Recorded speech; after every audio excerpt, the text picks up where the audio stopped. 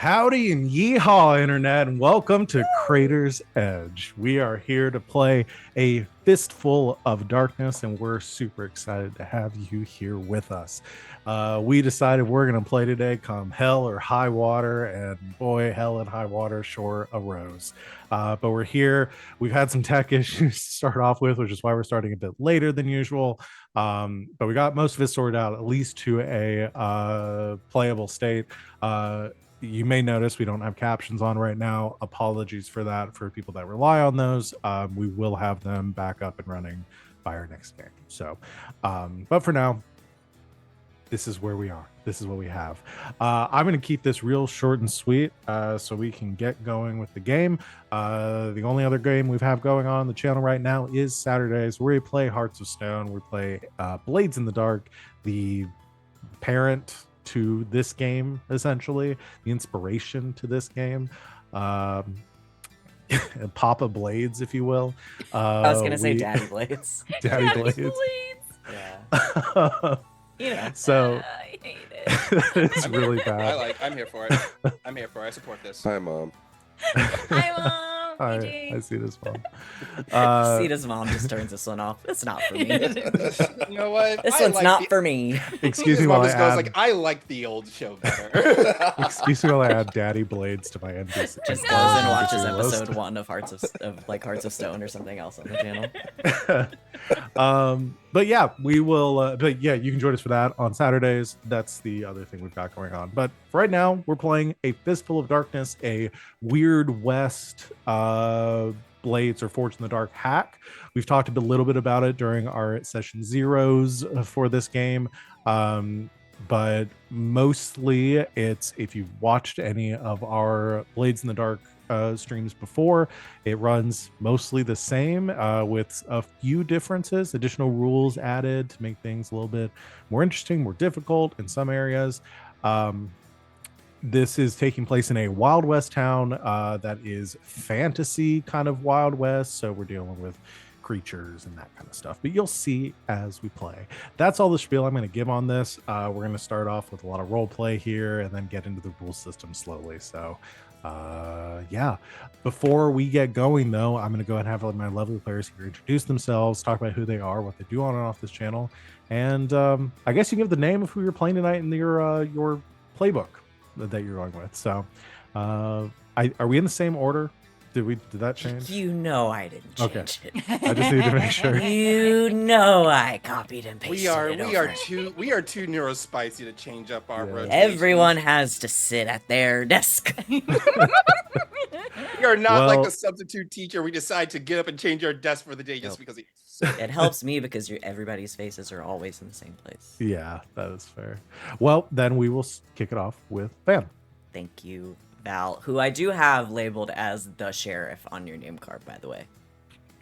So do with that what you will. And I did make sure I spelled sheriff right after looking at it.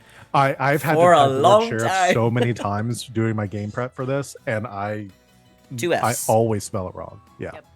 Sheriff. It's the number of Sheriff. R's 2 that Fs. get me. too many R's in that. Yeah. That's an inside thought. Hi, everybody. I'm Van. I'm losing my mind today, but that's okay. It's good for session energy, I guess. I'm not sure. We'll find out. You can find me on the internet at Van, but Wilder. Mostly, I'm just hanging out in the Discords and posting silly memes and streaming here on this channel a couple of times a week. And tonight, for the very first time, I will be playing Samson, who is the gentle touch. Oh, we got no bid. Gentle Giant. We got no bids yet. It's day one. Oh, okay. No time for bits. Ease The bits off will of them. arise. I don't know them yet. Got it. I guess it's me. I'm Christine Sid. You can find me on the internet at Greek Sid, but mainly in the Discord. Yeah. I am here on Mondays and Saturdays, and you can also find me for a couple more sessions and RJ and friend of the channel Doc over on twitch.tv/High Shelf Collective on Tuesdays. We're playing Heart. I tried to explain to a friend who also plays TTRPGs religiously about the last session that we had of Heart, and she just looked at me dead in the face and said, "Girlie, I gotta stop you there. That just sounds like a fever dream. I'm sorry." And I was like, "Yeah, that's it pretty much." We were in my character's brain. I'll just leave it at that. Anyway, it's nuts. Come check it out. But tonight, for the very first time, I'm playing Nana. Hannah, but everyone calls her Nana. And she is the wrench and saw. Sounds fun. Sup, y'all? It's me, Wally, your favorite non-binary sign best friend on the internet. You can find me at the socials at WALLE132, just like the cute little Disney robot about the stuff, and I talk about the stuff that I do, the things that I'm in, and the things that I love. You can catch me also over on the One Shot Network starting September for the premiere of the new season of Dope and Rat of R&D with Cap and Wally. It's going to be a lot of fun. You can also check me out over at Dax Hour's channel next Wednesday. We did part 1 of it, but part 2 of a Star Wars TTRPG miniseries? Yeah, I'll call it miniseries. We're doing charity for Lucas. No, we should call it Schmini Series. Yeah, Keep Schmini Schmini Series. Keep Schmini Series. We'll call it a Schmini Series. Playing some Star Wars RPG. I'm playing a weapon. Did you know that you can be rabbit people in Star Wars? I sure do. I'm playing a rabbit former Sith. That's a sentence you never would consider, but here I am playing a rabbit former Sith. It's a lot of fun. Come check that out. But yeah, those are the things that I'm in, and you can catch me in other places. So just follow me on social media. Tonight, for the first time, I am playing Elijah the Outlaw. Hey, I guess that's me then. Hi, Internet. And hi, Mom. Welcome to the new game. Got a new game going. It's me. It's the Sita. You can find me at Mr. Wilt, which is spelled annoyingly because I'm pretentious. Look down below for the spelling. You can also find me at john.sita on Instagram, where you can see me occasionally post pictures of food because, I don't know, I'm getting bored of it. But it's still cool. Guys, it's been a wild month. June has been pretty intense, and I already told my fellow players, but to everyone watching tonight, my AC shut off sometime in the last hour, so if you see me walk off screen for a minute or two, it's because I'm currently sitting inside of a hotbox. Not the fun kind. Not the fun kind.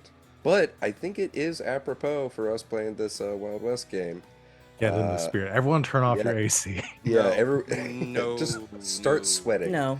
No, thank you. I have my AC on and I'm still hot. I in a am tank top. I am sweating and my AC and my fan is on. So, yeah.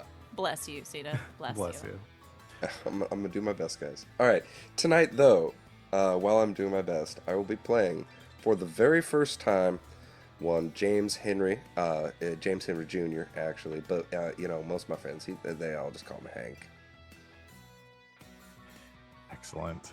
And I am Val. I will be your sheriff for this evening. I am here a couple days a week. I run this game, run the game on Saturdays.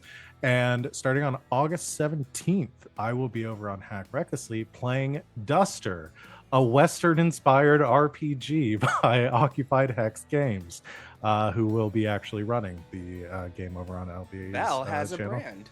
Yeah, apparently I'm gonna be getting a lot of Wild West content for the next couple of weeks. I've got a lot of time to practice my voice, come up with. I've got a million character ideas for all the NPCs that I've created. So yeah, but that is me. Are y'all ready to get started? Hell yeah! Alrighty. Is this the song I wanted to go with? I believe so. Yeah. There we go. Most folks know better than coming near the crater. It's the source of all evil in this world, the preacher will tell you. They ain't wrong. See, that crater is riddled with hellstone. Blessing to some and a curse to many others. No one really knows where it came from, but they say in the dirt of the olden West, any soul can make their fortune if they dig deep enough. Those rocks, red as the dying sun, are worth more than gold, but come at a heavy cost. These stones poison the bodies and the minds of those who seek them. Now, one town, whether by greed or sheer foolishness, perched itself on the edge of that very crater. This town has a bit of a reputation in the West, a source of riches, a font of sin and corruption. But to the people living there, it's home, plain and simple. And they'll fight tooth and claw to protect it. This is Crater's Edge. The sun peers over the sun peers over the horizon as it rises in the early dawn hours, casting long amber shadows across a dusty road. The wind picks up, scattering tumbleweeds from the foot of the ruddy hills across thick patches of desiccated weeds. One gets caught in the rust-sanded tracks of a rail line, its trail carrying far off into the horizon, where a plume of smoke foretells the approach of a thundering locomotive. The wind gusts again, kicking the weed up over the tracks, where it passes down the main street of a town nestled in the shadow of a looming ridge. A weather-beaten sign creaks under the gust, simply reading, Crater's Edge, population 1,500. And in cursive font beneath, the crater provides. The sun-blanched buildings line the main road into town like aging sentinels, their warped timbers bleached gray by years under the olden west heat. Past the empty train station, the cawing of emus echo periodically from the boarded-up livery stable, rousing with the dawning light. A tanned goblin wearing a wide-brimmed straw hat stifles a yawn as he trudges towards the stable, a bag of feed slung over his shoulder. The main road ends at a fountain nestled at the heart of town. It's stone-weathered and smooth from the sand, long dried up since its construction, the center of everything that passes through Crater's Edge. A clanging echoes from Ivan's ironworks as the centaur owner begins to stoke the forges for a long day ahead. The doors of Firebird Firearms swing wide as a tall red and black feathered woman sweeps the dust out front of the shop into the street. Quiet and lifeless in the early hours of the morning, a few disheveled miners stumble out from the door of Bucky's saloon, squinting in the growing light as they head toward the mine south of town. The bells toll from the church steeple, the sandstone structure piercing the sky as if a finger pointed towards the divine above. A few members of the congregation filing in for daily prayers and greeting a tall goblin dressed in clean ivory vestments and casting a wary eye towards the gray shores past the iron-wrought fence of Reaper's Pond. As the sun continues to rise, the shadow of an impossibly old and towering deadwood tree draws across the town like the hand of an enormous clock, sweeping over manors and boarding houses, offices and shops, farmers and miners, outlaws and honest folk, as the town of Crater's Edge awakens for another day. So as we begin, I would like to know where everybody is this morning. We're going to start with our character introductions. I want to start with who I think would be up the earliest. I want to start with Nana. He's already been Where's- up at least an hour. Yeah, where's Nana this morning? Nana is at her old ranch house. She is, already been up before the dawn, getting ready for the day. Now it's sunrise. It's about time to wake up the rest of the house. So she already dressed, purged down the stairs, goes to one of the bedrooms and knocks quietly on the door, kind of peers in. Nana, for many years, has taken care of a lot of the kiddos in town, either short term, long term, folks gotta take a job out past the town, so it might be dangerous. Don't want to bring the little ones with you. So she's got 2 such of those right now, little boy and little girl named Dorothy and Calvin. So she's knocking on their door, getting them up for the day. D-Day, Cal, it's time to get up. Give me a little bit of what Nana looks like too. Oh goodness. Nana is she's half fawn, half beast folk. Dad was a fawn centaur. Mom was a beast folk cow. So I imagine her more as like kind of a minotaur. But yeah, she's about 6'5", maybe 6'4" now. She is about 65 years old. Wrinkled, leathery face. Short, kind of cow-like snout with horns. She's again already dressed for the day, just like a nice practical, like gingham dress with a big, like almost blacksmith's apron over it. She's got her tool belt. She's ready to go. Got her hat, keep out of the sun, and just giant spectacles that are kind of sitting on the edge of her nose. And she's waking up the kiddos for the day. As you knock on the door, you hear a little bit of grousing and rustling from within, like the shifting of beds and sheets, but no immediate response to your prompting. Now, you can either get up the easy way with me, or I can go get Lizzie from the kitchen, and you know how that one's gonna go. As you say this, kind of like peering out from the kitchens, like down the hall, is another tall, like looming, I'm not like 6'8", bovine. I think the beast description folk. that I gave you is that she's built like a brick shithouse. Yes. Wearing like an apron that just like barely covers the front of her chest.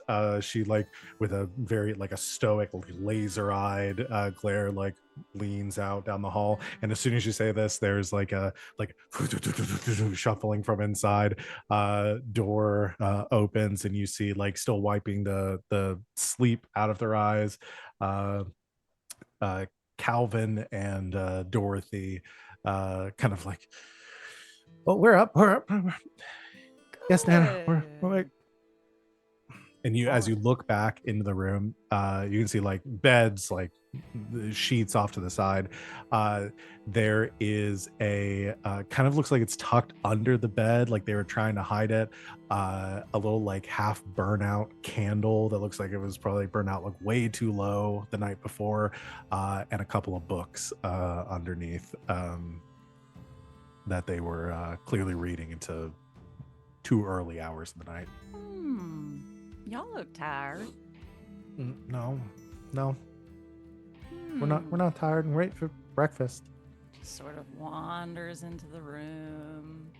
See, like, Dorothy kind of like shuffles in front of the bed, like someone kicks one of the sheets, trying to cover her, kicks it to the side, trying to cover up.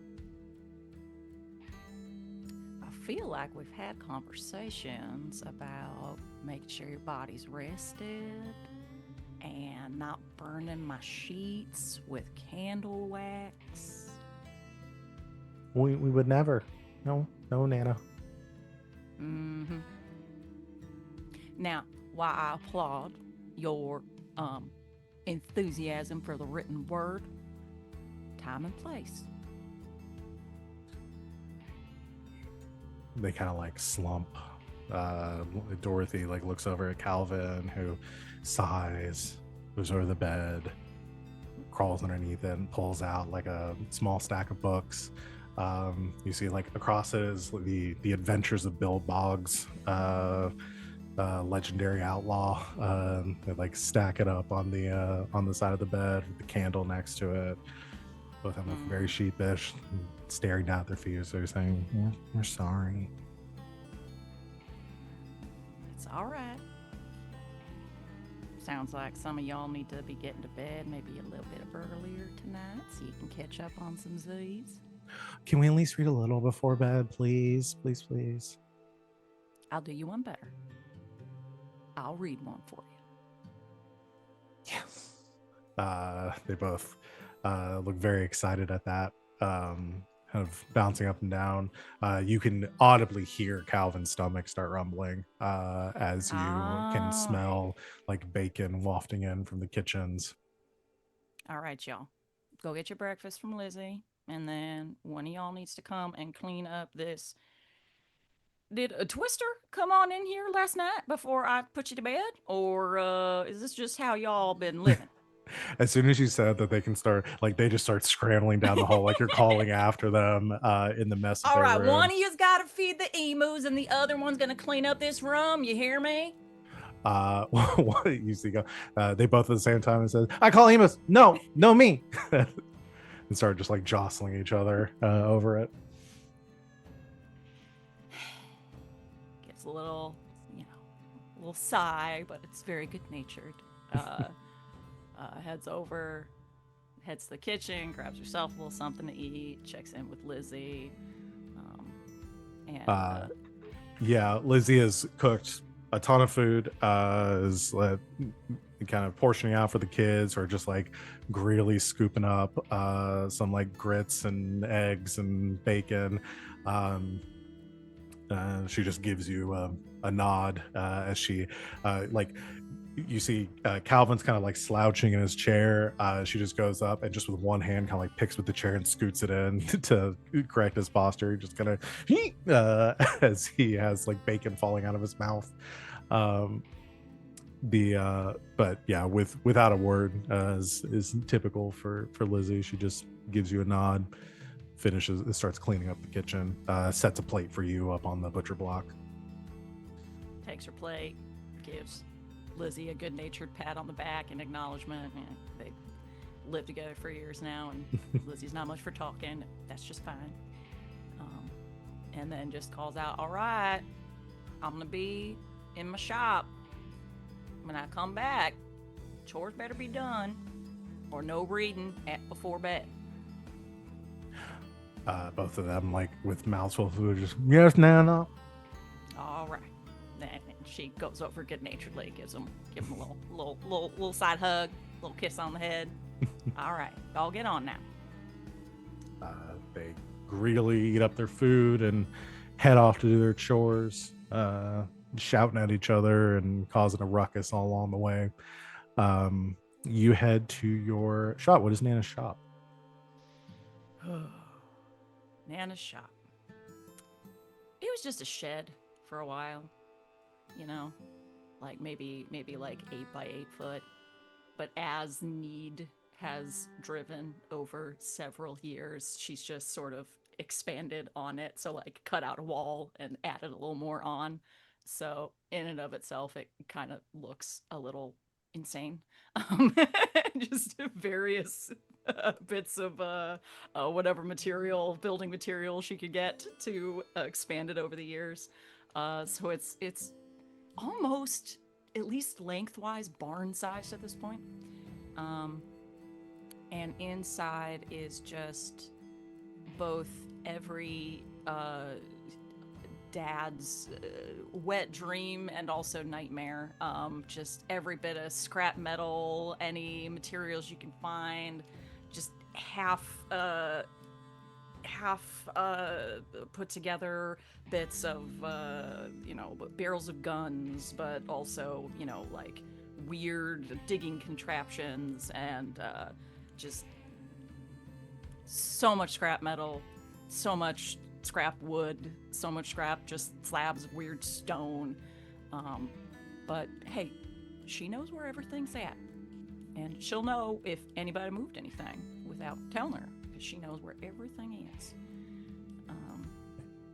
And I think she just goes to her latest project, pulls on like a big like blacksmith's sort of visor, and gets the fire going, and starts puttering away. Yeah. As you work, A little bit of time passes. You're busy tinkering away at something or another, making a bit of a noise. Um, almost so much you just barely hear like a knocking at the front door, and you hear Lizzie going to open it. Bit of a conversation. Sounds of some heavy footfalls coming through the house, just enough to give you some time to like put your stuff down and turn towards the door. So you see Lizzie come in, gives a nod, moves to the side as a large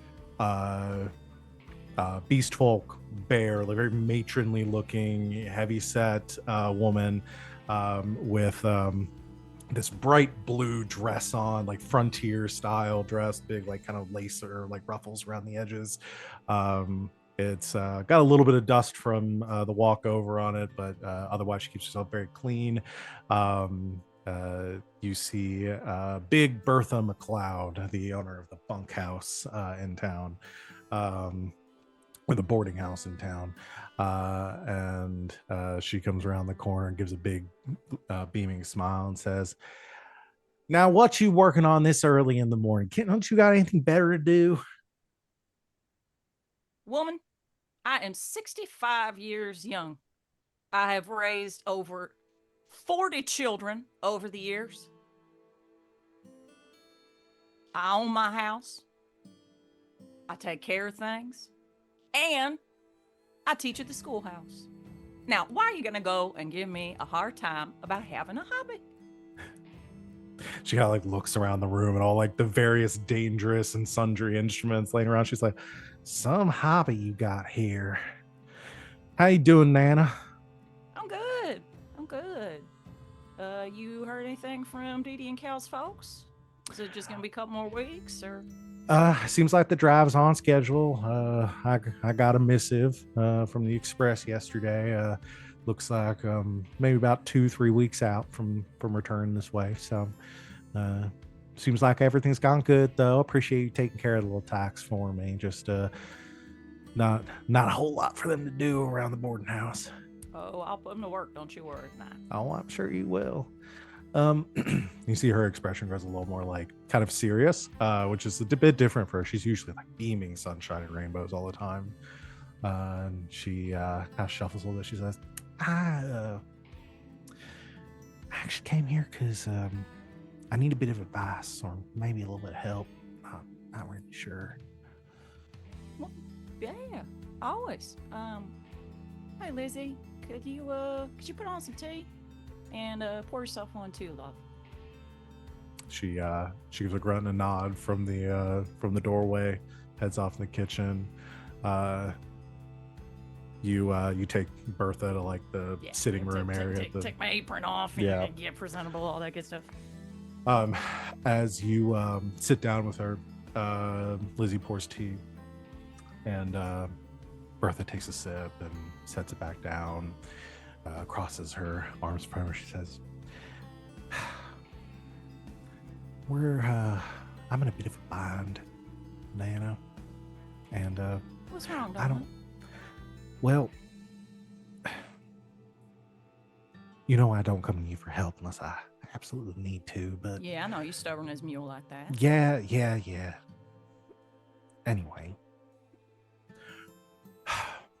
things are a bit tight at the boarding house right now. I may have put up a couple people for free, falling on hard times. So we're a little light this month. And I don't think we're gonna have enough to make rent. Do you need a little something to get through the month? Yeah, maybe more than a little something.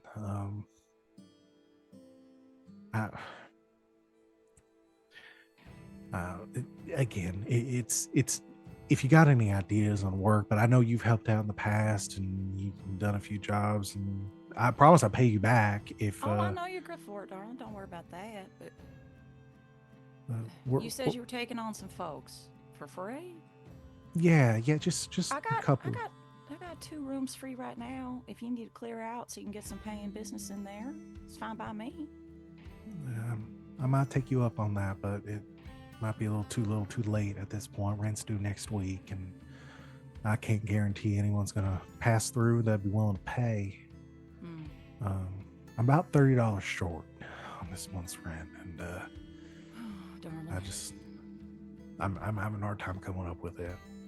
Okay. Grandma gets her Nana gets her thinking face on. $30. You got any work lined up or anything? I will absolutely pay you back next month, 100%. I know you will. Well, first things first, and everything lined up right now, but I gotta go into town and get some groceries for Lizzie. Let me check the boards. All right. Well, don't take on anything too, dangerous. Oh, shush now. I know what I can handle. Thank you, Nana. It's mighty appreciated. Anytime, darling. That's what we do. We take care of each other. I also, for the kids, I brought some apples, and you're welcome to help yourself to some too. You're too kind. All right. Well, I'll leave you to your tinkering unless you want to walk into town together. Yeah, no, I'll be heading that way anyway. Lizzie, can you make sure the kiddos get an apple? Lizzie takes the basket, sets it up somewhere high in the kitchen, takes 2 down, stalks out to go find the kids. She's a good girl. So you and Lizzie head into town, head along the dirt roads. Imagine y'all aren't too far out of town, maybe like a quarter mile, half a mile or so. And you see the hangman, the tall deadwood tree in the distance, just slightly dwarfed by the spires of the church. As you come over the ridge, wandering your way into Crater's Edge proper. We're going to cut away from that. I just want to Let's say, see. delightful. Delightful. A absolutely delightful start. I would like to apologize for the flashing lights. Something's going horribly wrong. It's a raid. Ghosts. You got ghosts, obviously. You got some ghosts. You better cleanse that room. You better cleanse that room. Horribly wrong or horribly right? Yeah. Oh, Well, I think the lights have an opinion. yeah, they agree. Okay. Wow. I'm gonna have to unplug it. What is It's like this it's happening when June they're has been, guys? What? What is Yeah. happening? This month needs Um, to end. Is Okay. Mercury in retrograde? Yeah, Mercury's in the microwave. Mercury's in the microwave. Mercury's shit. drinking Gatorade. All right, let's cut.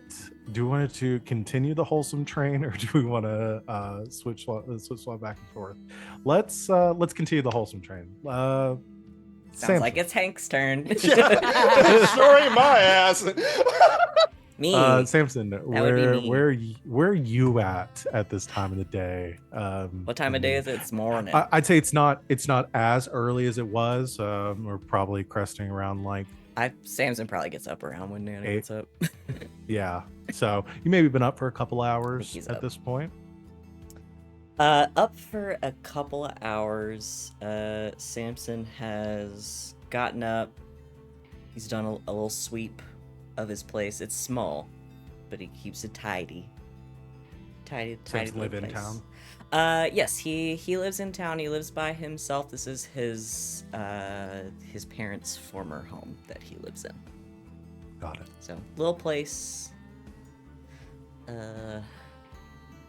Yeah, not big or nice by any means, but he keeps it tidy. It's one of the only places in town that has a bed big enough for him. Because he custom And that's built because it. Samson looks like a. Yes. What's- Please give it a physical description. Samson is a. So I went back and forth. Samson is technically a servant. Okay. Okay.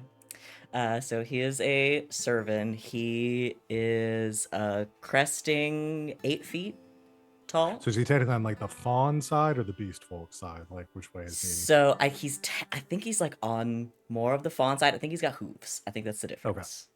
I forget the servant's not like an actual one we used. It's a subset. Got it. I'm pulling from the before times. But yeah, so he's a fawn. But while you would think of them as lovely, dainty creatures, he is not a dainty creature. He's cresting 8 feet. Big. Everything about the man is big and broad because he is based off a Scottish Highland cow. So he's built, yeah, I mean, once again, he's built like a brick shit house. He's huge. He's tall. Ginger. He's got this like red kind of cresting into auburn hair. It's curly. The kind of downturned ears that make them always look a little sad. And then huge, sort of wide horns, and a tartan scarf that he likes to wear. Big cowboy hat. Yeah, he's big cowboy, literally. He's here. And yeah, so Samson, he gets up, he does a little sweep, try to keep the dust out.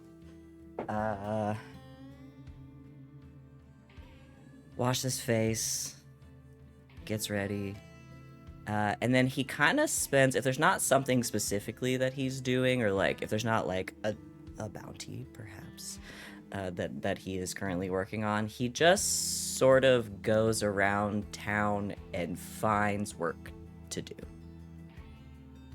So there are a few people I think that he helps very regularly. And, well, Big Bertha is one of them, but she's busy right now. So I will say one of his other friends around town that he's usually helping, mostly by, like, cleaning and, like, lifting heavy things, is Silas, the barber surgeon. Mm-hmm. So he, I think, will, like once a week or so, like in the morning, and this can be his day to do it. He shows up in the morning and he helps like move furniture so we can clean the place, and like any like stuff that Silas needs. He just essentially just picks up heavy things. Yeah, for the most part, but he cleans, he does all kinds of stuff. So that's where he'll spend the morning, is hanging out with Silas, his buddy.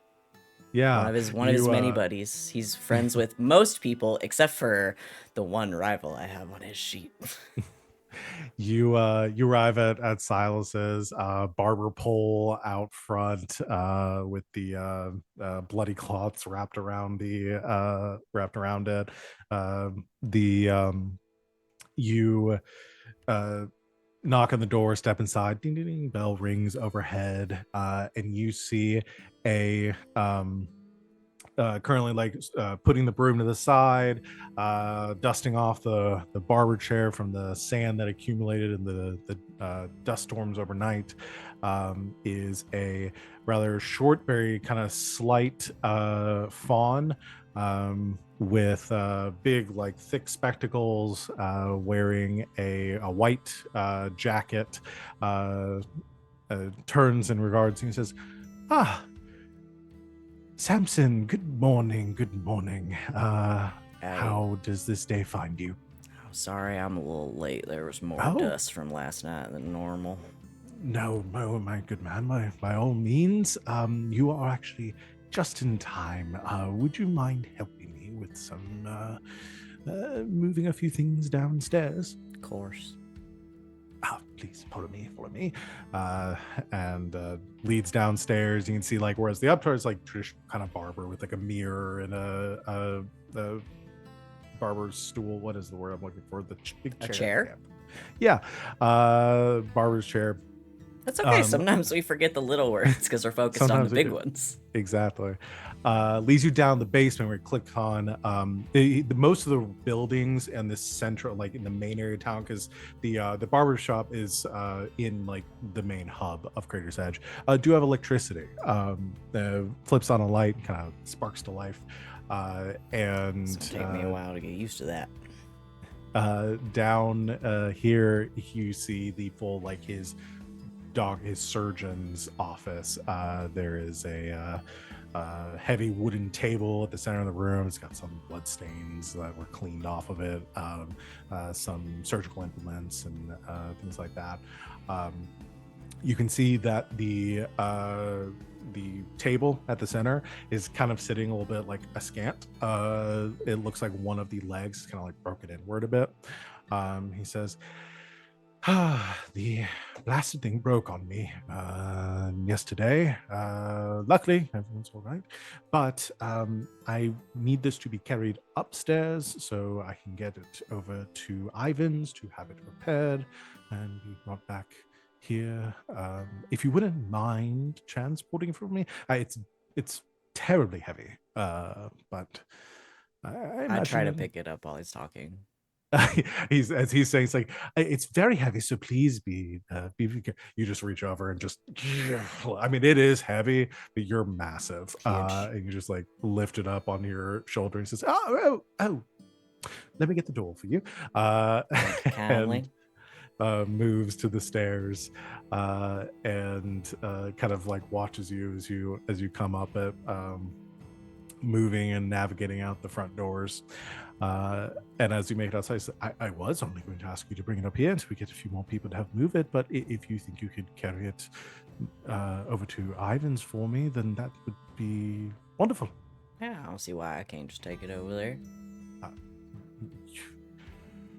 Your feats of strength astound even myself as a man of science. They're hooves, but thank you. I reckon I'll just take it over to him and then come back and see what else you need help with. Please, very kind of you. Thank you. The hoof thing was a joke. Okay, all right. It's like trying not to be rude. It's a joke between fawns. He gets it.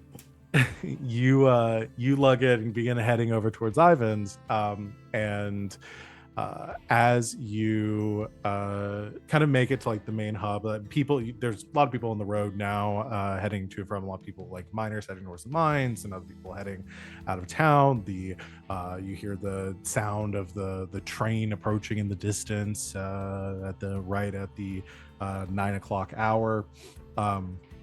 As you are coming into town, you see coming down the road in the opposite direction towards the fountain is Bertha and Nana heading straight towards you. Just as you make it over to holding an Ivan's. entire surgery table, holding Yeah. a gurney essentially. Yeah, the crowd of people just kind of like scattering around you as He's as so they see tall, you. they see him coming anyway. But Yeah. he's trying to be polite. He is like, excuse me, pardon me. Hey, something heavy behind. All right, let's go a little bit to your right. Thank you, ladies.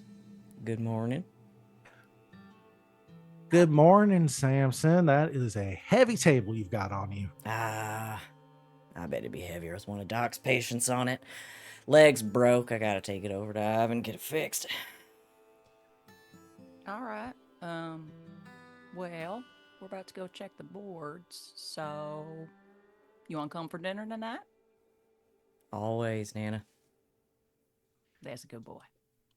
You want me to bring anything? No, just yourself and that appetite I know you got. It's gonna be a big one today. She leans up on tippy toes and just gives him a little kiss on the cheek. He right. has to lean down like a foot. Knows it's coming. All right, you go on and get now. Miss Bertha, good to see you. I'll be by tomorrow. Oh, please do. Got a couple things that I need moved around, so I very much appreciate it. You let me know. I got my tool belt fixed too. We had to put a couple extra notches in the belt, but we're all good now. So anything little needs fixing, I got you. She gives you a smile as you move away, and it looks like she kind of like looks down like towards Samson and goes, ain't nothing little about him, and heads Smacks down the her road. friend. Hey, I I that can boy since he was 7 years old. Turns And around I and can- winks. And I'll I see can you tomorrow, appreciate the Miss finer Bertha. things. See you tomorrow. I was about to say I raised him right, but apparently I missed some things. Cutting away from that, Mr. Hank, where are you at Williams? this morning? Junior. So, I think it's stark contrast to what we've seen just now. We're greeted with the loud steam whistle of a train engine and the sound of the pneumatic doors opening as, dressed in a glorious, resplendent black suit, is a tall, lanky bugbear. For those at home, it's a type of goblin. They got like long, super long limbs. They're kind of furry. This feller's got long sideburns, kind of sideburns that dangle down a bit.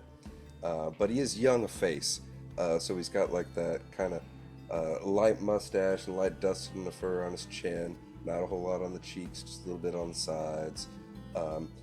Thick eyebrows, a big button nose that has been split multiple times. You can tell this feller's been in a few fights. Same with his lip, split, black eye. Thick, straw-like dark hair, and a top hat. And like I said, this resplendent black suit. And standing next to him is a dark-furred fawn, beautiful, long, curly red hair cascading down her in a white dress. And as they exit this train, there's dozens of people around this massive city. This ain't Crater's Edge. And they're all greeting them, and they're saying, "Oh, thank you for saving us, Hank. You're such a good guy." You see a character that looks much like him but older say, "Son, you done me proud." And they're passing by all of them. There's a quick ceremony. They're married. Kiss the bride. And this beautiful fawn and this lanky bugbear have a wonderful kiss. And that's when it snaps to the pile of hay that poor old Hank is sleeping in. And it's a dog making out with his face. I was ready Guys, he fucked it. for I was ready fucked it up. for this to be real, and then suddenly bad stuff happened. I'm like, oh man, we told Cena not to We do this fucking sad told shit. you. Told No you. This sad isn't trauma. boys. This isn't trauma. This is comedic. You promised. Promise. Snapping awake from his dream. I didn't promise I would change.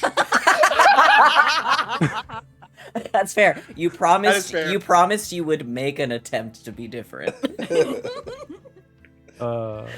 So snapping awake from his beautiful dream, dressed in a flat black brim hat and a well-worn and patched coat, a stained linen shirt, and a likewise vest, long, coarse pants with no shoes, revealing his wide, hairy, thick feet that, due to his heritage, he doesn't... First of all, getting boots is hard enough to begin with, and second of all, I just... Hey man, try having hooves. No, I feel you. So I walk by, and with my other arm, I just like take a bucket, get a bunch of water, and I just dump it on Hank, and then I just keep going. That's perfect. Love it. Morning, That Hank. Yep. Okay. Yep. Good morning. This feels like this also happens once a week. And Hank climbs himself out of whatever, ditch or stables or whatever that he slept in last night, and heads towards the first of many duties of his, which is to check in with Father Joshua. Ah, okay. Where do you think Joshua spends most of his time? Now he's no longer so in your description, I'm assuming no longer a man of the cloth. Yeah. So where do you think that he is at these early morning hours? Where does he tend to haunt? Given the description, I was leaving it a lot up to you, but if you want me to peg it, I think that the classic choice there is he's probably become a drunk. Okay. That is fair. So at the saloon, early hours, spends most of his time there. So Yeah. you head over to Bucky's. Where you get it's some incredible everything. barbecue. Yeah. well, first. now And let a me new describe. phone charger and Now what have you this- done? You can get some you really all jumped bad on my vapes. bit. Now what have you done? You all head over to Bucky's Saloon. It is the most well-maintained building in Crater's Someone put Edge. an actual Bucky's in the game. It is like I'll go there's put on the onesie right now. as close to a fresh coat of paint as there could be in ending building here. Buckleless Bucky Boyd Oh my spares God, no that name. expense at keeping his establishment pristine. Not a board out of place on the exterior of this bright red paint around the awning that is contrasted by the ivory white of the walls. You head to the doors of the saloon and pop them open. As you stride inside, it is quiet in here right now. There's a piano in the corner that is currently closed. The plethora of tables all scattered around the interior, but along the walls and around the corners of the saloon, this isn't like your typical saloon. There are shelves and shelves of different ointments and tinctures and powders and pills and strange devices with little signs underneath them and say miracle life extender and varmint repeller and everything, each with a price tag mounted to it. It is So it's a fucking Bucky's, you monster. Yeah. Y'all wanted a Bucky's. No. I'm This giving is you incredible. a Bucky's. This is incredible. Can I tell you And you're muted, what but I I assume you said something derisive towards No! me. Stream can hear me. Stream could hear me the whole time, and I was calling you slurs. You imbecile. No, I think it's incredible. I was going to say that my special ability that I have out the gate is called Snake Oil Miracles. I love this place, baby. Yeah. But there are not many patrons in Bucky's. here. Few people around tables, some eating breakfast.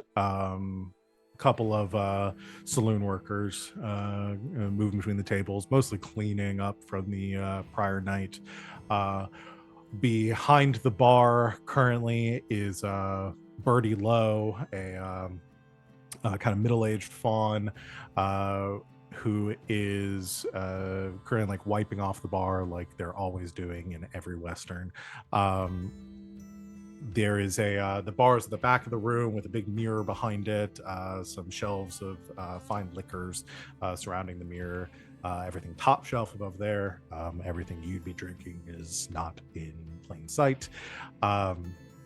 Sitting at the bar, in front of it, you see Joshua Goodman, a goblin kind of hunched over, has a kind of a patched shirt, like flannel shirt on, leaning with a cup in one hand that looks like it's probably not the first one he's already had this morning. As he's leaning against the bar, you see you see that, oh god, I almost said Bertha again. You see Betty But we love looks over and says, Joshua, can I get you anything else? You good? You just hear his voice say, "No, I'm fine for now. Don't worry about it. Just do what you gotta do." You come up and kind of approach him as she moves off, sees you, and gives a nod, leaves the two of you to your business. So I think he's so tired. You in the sort of silence of the room, you know, the creak of chair and the little bit of conversation, you can hear Hank's feet just kind of dragging across the ground. He's wiping the sand out of his eyes still, and he says, "Morning, Padre. You ready to get back and get some sleep, you know?" Oh, sleep when I'm dead. I'm fine around now. All I need is this. Yeah, we all sleep when you're dead. That's what you've been telling me. Come on now. I gotta get to work. Shoot, I only got like another 6 hours so before I gotta be back here for work. Why don't we get you to bed, alright? Come on, Padre. Now, I'm a perfectly comfortable right here. I don't need you looking in on me, boy. You got enough on your hands as it is. Yeah, well, what is it you told me when I was younger? It ain't how much we got on our hands, is what we do with them. Ain't that right? Sounds like the words of a fool. Yeah, well, maybe. I think he leans over the counter, grabs a bottle of liquor, and pours them both a shot. Puts the bottle of liquor back and says, "How about one for the robe?" He grouses, he finishes his drink and takes the shot as well. Says, fine, get you off my ass. Yeah, get you off my ass. And then he like squats down. He's blind, right? We put that as a thing about the priest. I'm assuming that this one is blind. Sure. Okay, Because Book that of was Eli. I don't think all That the w- priests are. Wow, But, spoilers for Book of Eli, I guess. the ones that tend to Reaper's Pond are. Yeah. But Okay. like I don't think Monsignor Donahue is, but if So it's sort of like a sect within the local chapter that yeah. tend to the lake. Okay. Spoilers. Anyway, he says, "Get me off your ass. Come on now." And he just like squats down next to his stool and says, "All right, turn around, get on." kind of like moves to turn and kind of climb on you. As he's about to, though, you hear boots coming up the steps of the saloon, and pushing in, you see a tall figure, not as tall as you, probably like maybe like 6'1". I assumed that you were well over 6 feet. I don't know if He hunches a lot, so he usually Yeah. doesn't register like that. Yeah, but he's. I hate to say it, because I didn't know, but mind you, chat, we didn't really know a whole lot, or at least I didn't know a whole lot about the other characters. Like Samson and Hank are probably rivaling in size. Yeah, we got a big group. In height. Height. In Yeah. height. Height. You're the- a fucking I'm a sour. twig. You're a beanpole. sour patch straw. Yeah. You hear And I'm a the whole bucket of clinking, red vines. the clinking of spurs as a Red like a vines. brown leather coat with the glint of a sheriff's badge catches your eye. As stepping into the saloon, you see removing her hat, show kind of like one side of her head shaved, the other side kind of braided down, Oh, so she's it comes queer. over Got her it. head. We get it. Got it. Yeah. Got it. Okay. Yeah, how does she sit in the chair? Yeah. How does she sit? She perches on it like a Okay. Got it. Okay. Okay. Gay. Yay. Bisexual. Uh, We've still got a couple hours left of Pride Month.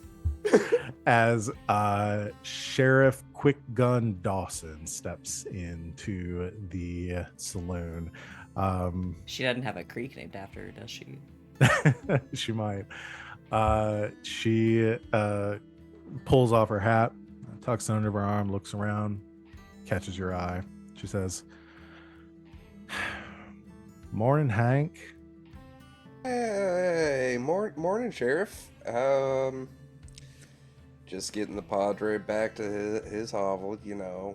Yeah, why don't you put him what down you for a doing? minute? You and I need some words. Oh, but do we? We do. She strides across, like up next to you to the bar, sets her hat down, turns towards you, kind of leaning on the bar. We talked about this, Hank. Now, I have no idea by what you're referencing at this moment. Could we? The mayor has a very strict no vagrancy policy.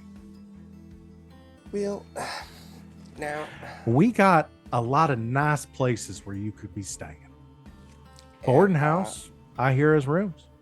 Occasionally, I avail myself of that, but you got to understand that it's a hard hustle out here, Sheriff. I know you know that, all right?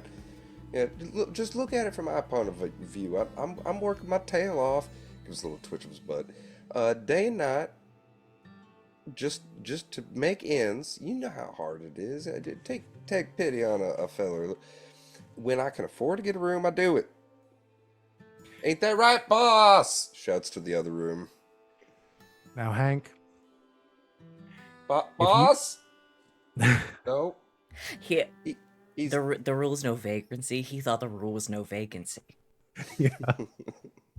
She looks at you just steely-eyed and says, "Now, Hank, if you don't see me dancing, it's because I've heard this song before.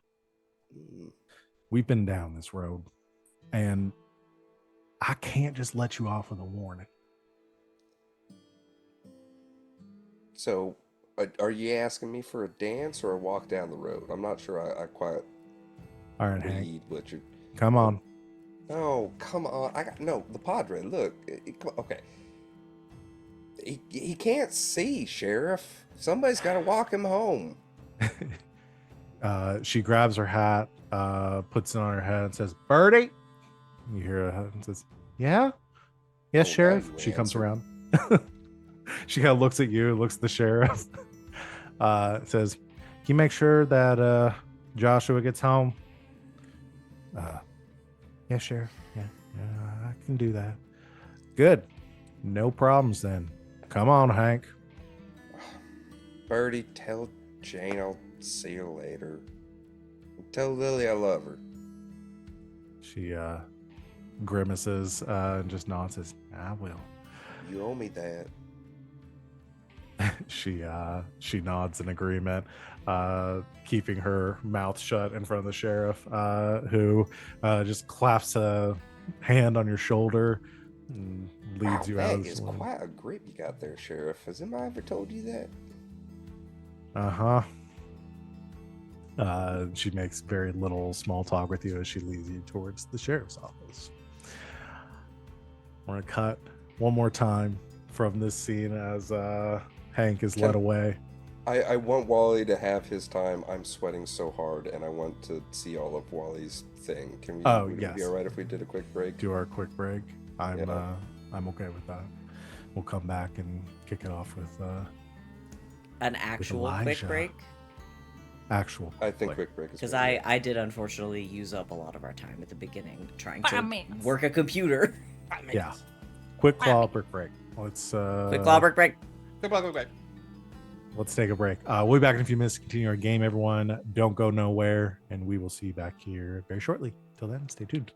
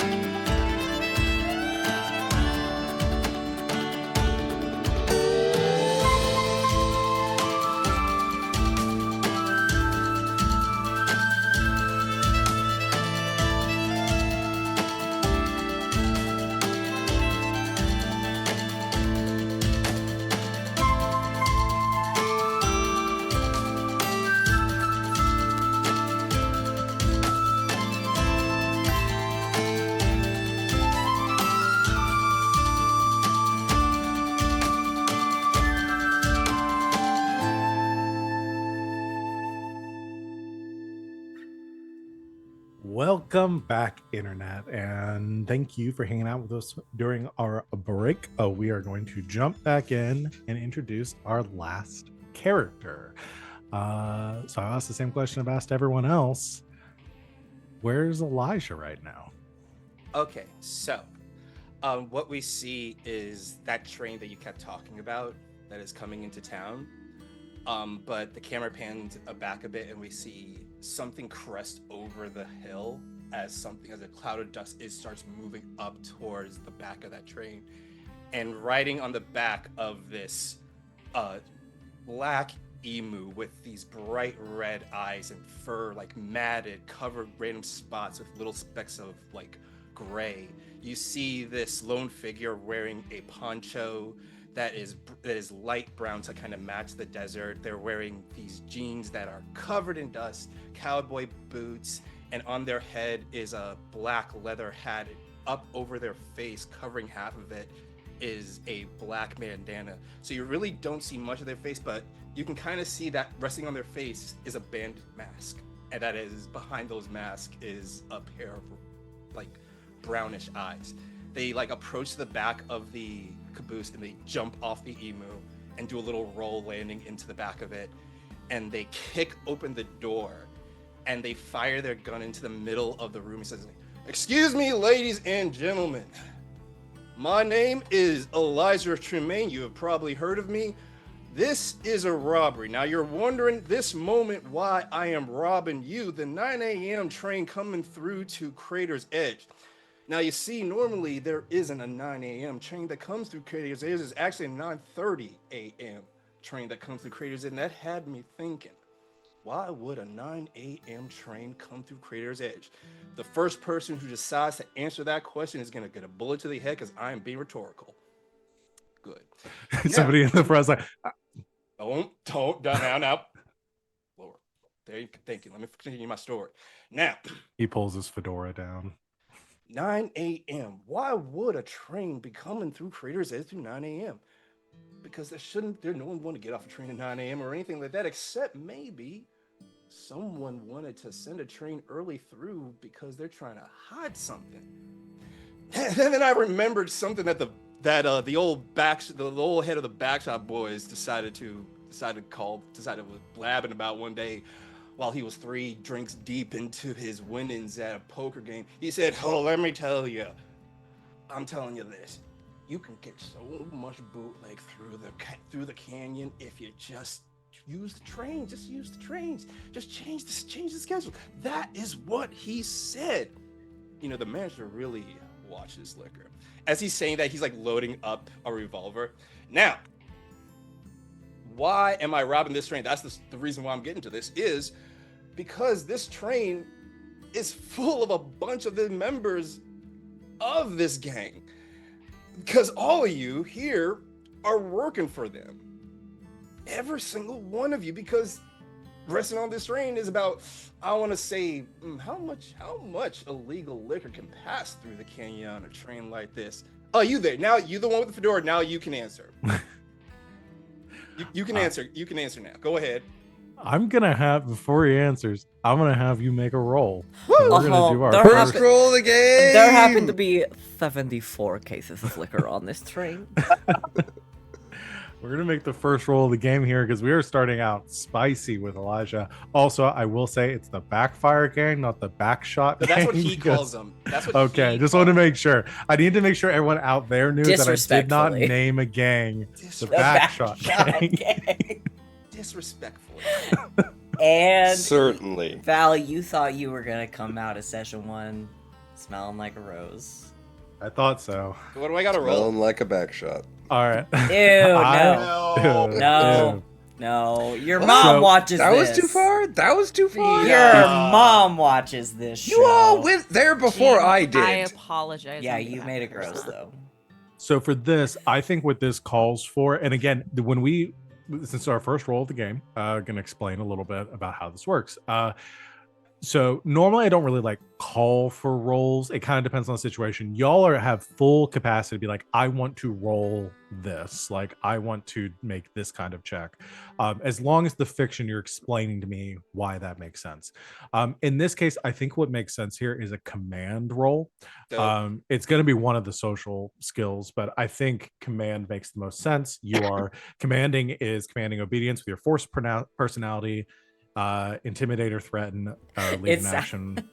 you stumbled over personality and it sounded like you were gonna say your force of pronouns, and I'm like, Oh, yeah. bro, we are Bro. on the right call. So how many ticks do you have in command? I have no ticks in command. Perfect. So you have a 0 rating That's one in of that, my skills. Yeah. which means you roll 2 dice and you take the lower of those. Or no, what is you roll two dice and you take the lower of those two. Okay.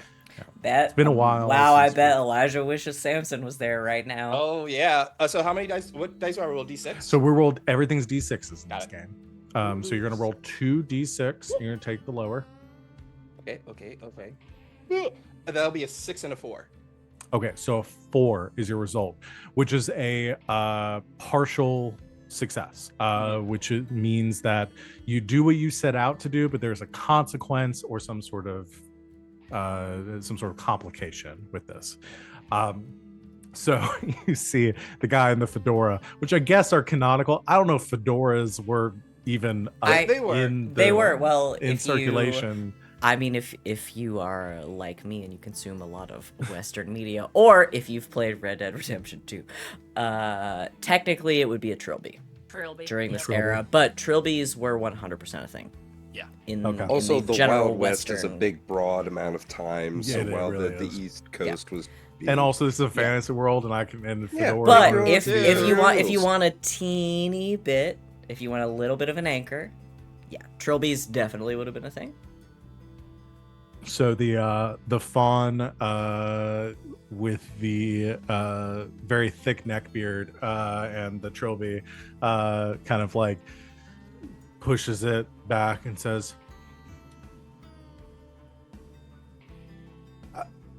I completely missed your question, sir. I'm so sorry. You're talking about the back shot gang?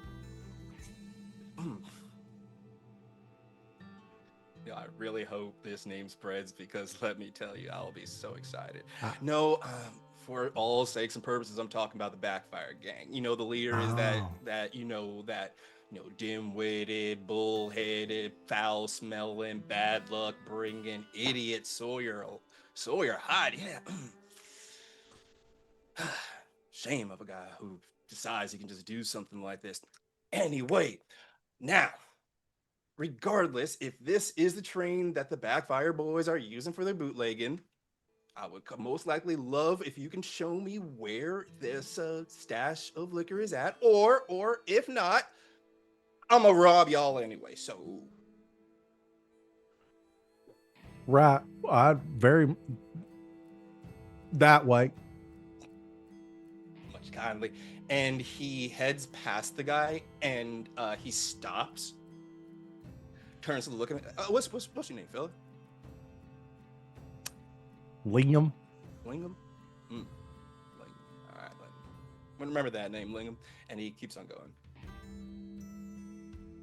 And He's just shaking in his seat as you move through. Everyone kind of like moving to the side of their seats, keeping their heads down as you push through. You kick open the door. How do you move into the next car?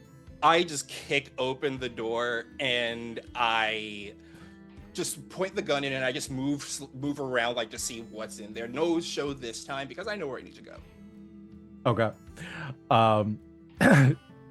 You kick open the door into this car, and as you do, this is the passenger car behind you seems to be connected to there's like luggage and stuff in this car.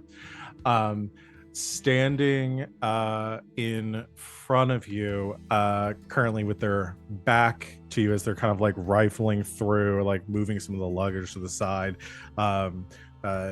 You see this like very broad shoulder, like almost taking up like the width of the car. This ogre standing there, just kind of like pushing some of the suitcases to the side, moving others to the left. Like seems to be like sorting through them. Just,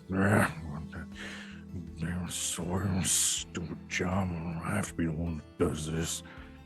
He walks up behind this guy quietly, brings his pistol up to like bring it right up next to the guy's head and gives a little click, leans in behind and says, I mean, normally I could ask if you want to reach around or something, but It like stops. What do you want? I'm wondering what a big fella like you is rifling in the back here looking for, you know, because last I heard is that that old Sawyer is looking for using this train for a good old cover for bootlegging. Right. I don't know who you're talking about. Okay. Well, what are you looking for there? My suitcase. Suitcase? I mean, that's terrible how they handle suitcases around here. Why are you looking for the suitcases? I heard you mumble something about a job. Nope. Nope. Not about a job. Okay. Just looking for a clean shirt. Or a clean shirt. Yep. Clean shirt. And because your shirt is dirty, right? Damn near sweat through it. Yep. Sweat through it. I mean, you can probably get away with a clean shirt or something like that. Oh, well. And he shoots the guy right in the chest. All right, we're gonna roll for as you click the gun, he starts to react. So we're to our second roll of the game. All right. So again, this is one that could be a couple. Mind you, I did this on purpose because I don't know how to play this game, and I wanted to do something that made Valve make me do a bunch of rolls. No, that's fair. That was my I love full intent for this. But I think either sling or brawl makes sense. You're using a pistol, which typically falls into sling, but brawl is also like close proximity, like fighting somebody. So either one works for me. Which one I do you will wanna use? roll brawl because I have 2 pips in that. Okay. So you're gonna roll 2 dice, Mm-hmm. and you're gonna take the higher die, whatever the higher result is. Ooh, got a 6 and a 2. A 6 is your full success. So he tries to wheel around on you. You fire your pistol. You see as the like smoke, the powder ignites in the gun, kind of obscuring your vision for a second. You hear as a very heavy thud slams against the floor of this train car. You just hear a bit of groan. Oh, god damn it! Shot me, son of a He bitch. walks over to the ogre, like crouches down on top over him, and like leans his elbow against where he shot him. Man, now you really have a reason to look for a shirt. Now, how about you tell me what the fuck you're looking for back here before I give you another fucking reason to look for a pair of pants next? God damn, I knew that boy was cursed. Just throw bags over there. And she kind of points one arm. You see the other one. You kind of like got him like shoulder, like near center of the chest. He's like holding on, like holding that arm close to his side as he points over with the other one for clamping down on it again. Just lying moaning on the ground. Points to a couple suitcases he has stacked to the side. Conley stands up, twirls the gun, puts it like into the holster. Like his hand is like slowly like hovering over it. Now don't get any ideas, all right? I want you to say, promise me, you're not gonna get any ideas. Well, got no ideas. Just take it and get going. Well, good man there, good man. He grabs the suitcases and he heads over to is there like a door like in this luggage car? Yeah, there'd be a side door. He opens up the side door and gives a whistle, and that emu comes like jetting down the side over the crest and like rides alongside where the door is at, and he looks at this big guy. What I want you to do me a favor is I want you to tell them who did this to you. And he lowers his mask and tell them Eliza Tremaine was the one that did this to you. And you see a raccoon beastkin with this like shit-eating grin. That bandit mask was part of their fur pattern on their eyes.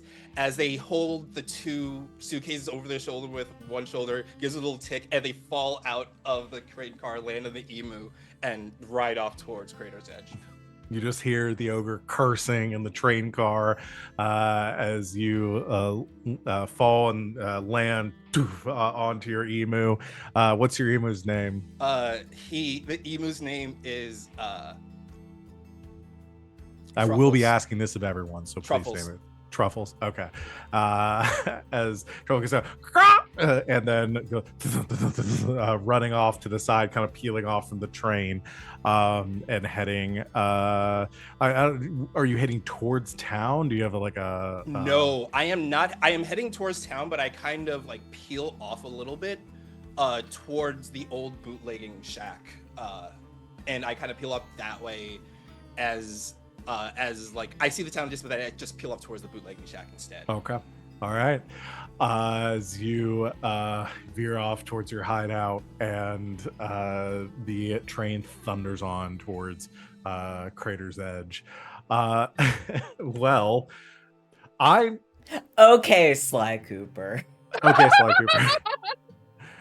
I am just gonna go ahead and do this. Is give y'all a -1 status with the backfire gang at this point. I'm sorry, do you mean the Backshot Gang? Nope, you. it's not the Backshot Boys. It is the Backfire Gang. Honestly, if the- their name was the Backshot Boys, I would respect them more. Imagine, wait, real quick, this will take 2 seconds. Imagine it's still Pride Month for the next like hour or two. Yeah. The Beastie Boys, Oh no. but they're all in drag and they're called the Backshot Boys. I was leaning more towards that they are all leather daddies. Oh yeah. Mm-hmm. I like That's that. what I was leaning towards. Yeah. but- This it's a collaborative game. Yes, yeah. And you all were shaming me. She's not my mom. Yeah. All right. So My mom would think Don't this was you talk hilarious. about my mom like that. No, I'll talk about my mom right now. My mom, I know you're out there somewhere. You occasionally watch these. She would think this was fucking funny. Objectively. My mom is a funny lady, and she understands the concept of a good joke. we are gonna cut back to Nana and Big Bertha heading towards the sheriff's office. The two of you arrive at the sheriff, kind of pushing through the doors. It's a two-story building of the same kind of weather-beaten timber as the rest of the buildings in Crater's Edge. The first floor here, you see sheriff's desk, deputy's desk, small jail cell in the back. There's a set of stairs that lead up where you know that on the second floor is the judge's office upstairs. The currently inside there's nobody in the jail cell, and sitting at the desk you see Deputy Harley Hayes, a fawn centaur that is kind of like kneeling behind a desk, going over some papers, looks up and says, "Oh, hi, good morning, Nana. Good morning, Bertha. It's a pleasure to see you. How can I help to you?" Boards. "Oh, right. Oh, just updated. Couple new bounties over there if you want to take a look. Sheriff's out gone right now, but she should be back here shortly if you have any questions." Thank you kindly. You head over the boards with Bertha, and Boards yeah, you always see been a couple tools shy of a two belt, if you know what I'm saying. he's a sweet boy, but he does not need to be doing this job. No. Nope. I fear for him the first time he gets in a gunfight. Yep. You head over to the bounty boards where you see another desk next to it. This one is covered in small, like animal bones and a skull, and there's like a little bit of like an incense burner, and completely out of place from the rest of this, you see kind of flipping tarot cards onto the onto this little station she has here. You see Madame Zona, Yes. Amazing. Let's go. who Love her. manages the We love her, obviously. Yes, Yes, obviously. manages the Her. bounty board. You see a probably in like her mid 30s, but she has a very gaunt expression, very large eyes, white hair, and two antenna coming out of her forehead, and a pair of moth wings folded in behind Wait. her. Of course. What? Of course. Oh, Perfect. okay, perfect. What's her name? What's her name? Madame Zona. You see like she's looking at the card just like wide-eyed, looks at me, she says, "Is it that time already? So good to see you, Nana, Bertha. Are you here for the bounties?" Yes, ma'am. I knew this. Please Darling, look have it you eaten over. today? You look gaunt. I believe I had some toast earlier. Days sort of run together after a while. Nana pulls out a snack. Darling, eat something, please. She takes it. Thank you. Begins to eat. Again, just very like off-putting, like very wide-eyed. You don't think you've ever seen her blink. As Yeah, we know she how you begins to feel eat about food. moth girls. Being them. As you And her as daughter you- Leah is just running around causing chaos. wait until you meet And wait until you being a meet her. bitch. God, I should have done that. Should have. What? Okay. I mean, what? Huh? So you go over to the bounty board, which Madame Zona gestures towards. Sorry, my little window here is not cooperating. Oh no. Do you want me to read aloud for the stream the bounties that Please. are available? Go for it. I've done enough talking. Alrighty. What we got, Bertha? Varmint extermination at Firebird Firearms, $20. Fence post repair at Reaper's Pond, $20. Collect debt from Codge Farm, $50. Overnight security at McReady Ranch, that's $60. That sounds promising. Well, yeah. Wanted Willis Bull Chambers, alive, $100. Wanted Sawyer Backfire Hyde, alive, $500, 50 dead. And wanted Shiloh Lawless Robbins, dead or alive, 10,000. And you see the bounty poster for Shiloh is very old. It has been here, like this poster is almost always here. No one ever takes it. It's completely ignored. The Shiloh's had a bounty for probably going on like 15 years now. It just goes. There is also a picture of poop drawn on Silas' face. And yeah, Sawyer has been there for a while now as well. The others are pretty new. There's also And- like a bunch of like expletives saying "I eat," but every time has been crossed out by someone, but it looks like someone else has written it in. It's the person doing this, obviously who it is. Just full slacking. So you go over the bounties. Berth looks and says, I mean, I honestly think any of these would be a good option, but I don't know. I mean, I don't know if you need to. Are you gonna go solo on this one? Are you gonna round up a posse? Nah. I'll talk to some friends. All right. Well, Depending on who's available, who's in town.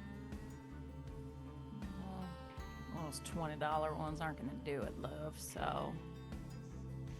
well, Know I anything mean, about Codge Farm? yeah, you would know. So there are several farms outside of Crater's Edge proper that bring their wares into Crater's Edge to sell and buy and all that.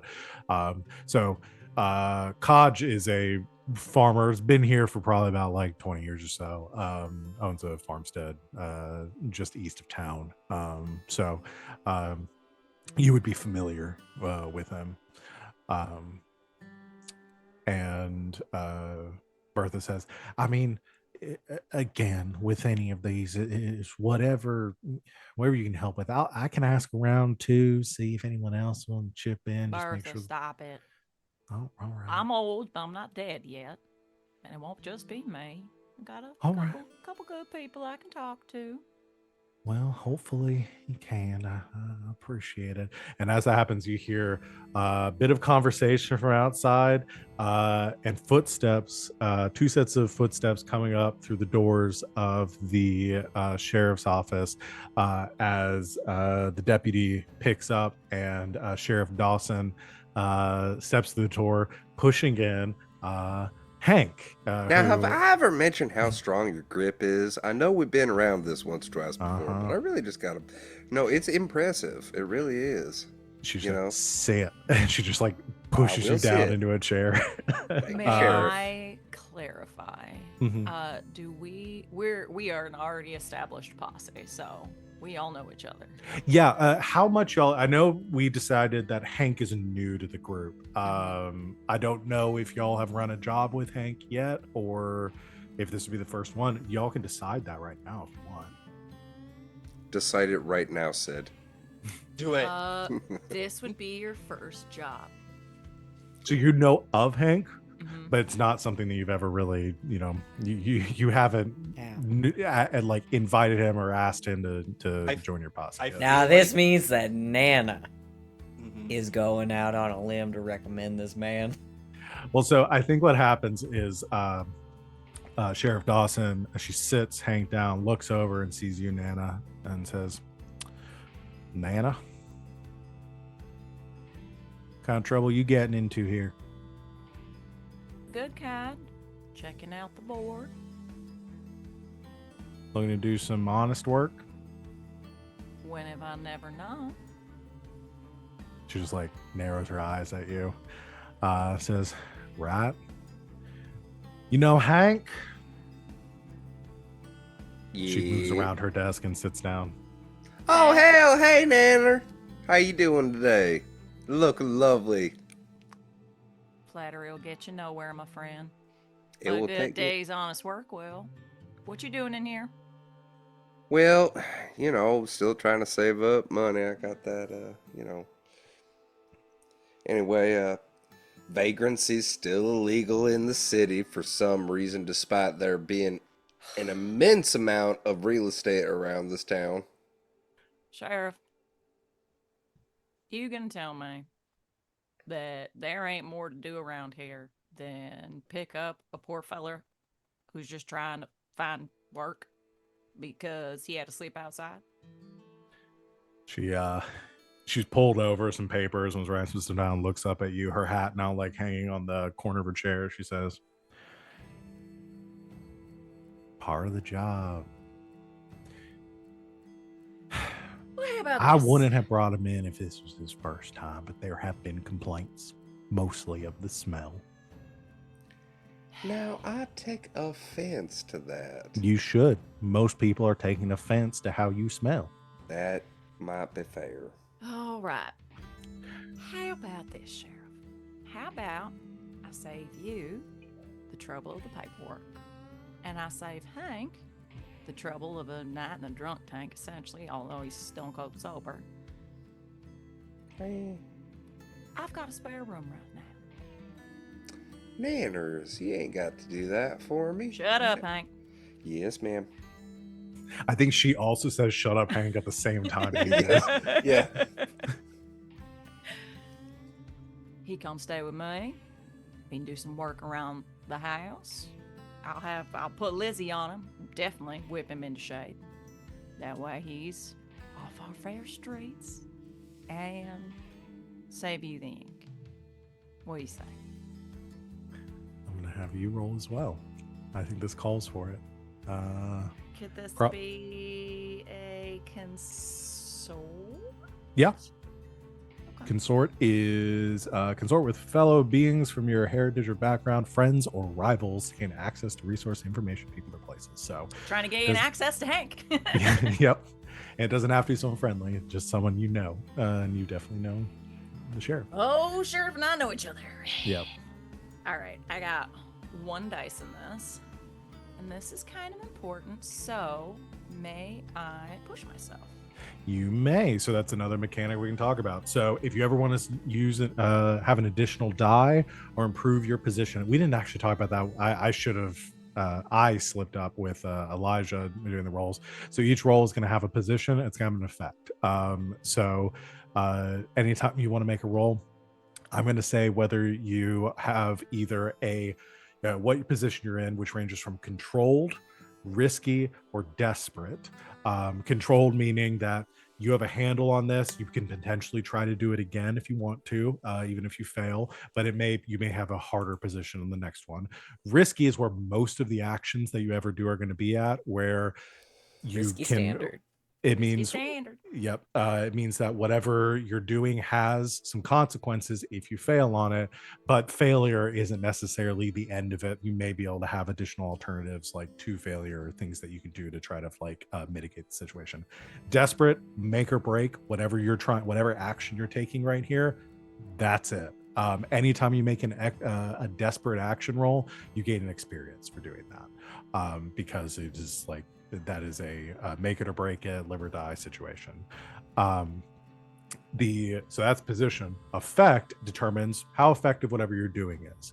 So that ranges anywhere from limited, meaning that whatever you're doing isn't quite the most effective thing you can do right now, but you can still try it. It's just the effect is going to have some sort of like cap on it. Standard is where you're at most of the time. You're having standard effect on whatever you're trying to do. So it's, you're whatever action you're taking, it's going to do what you expect it to.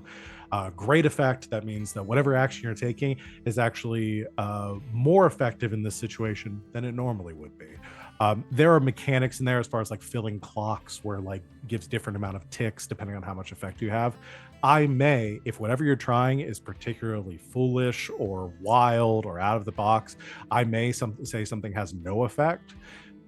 That means that at its base level, what you are trying will not work. But that doesn't mean you can't make the roll, because you have a resource called grit.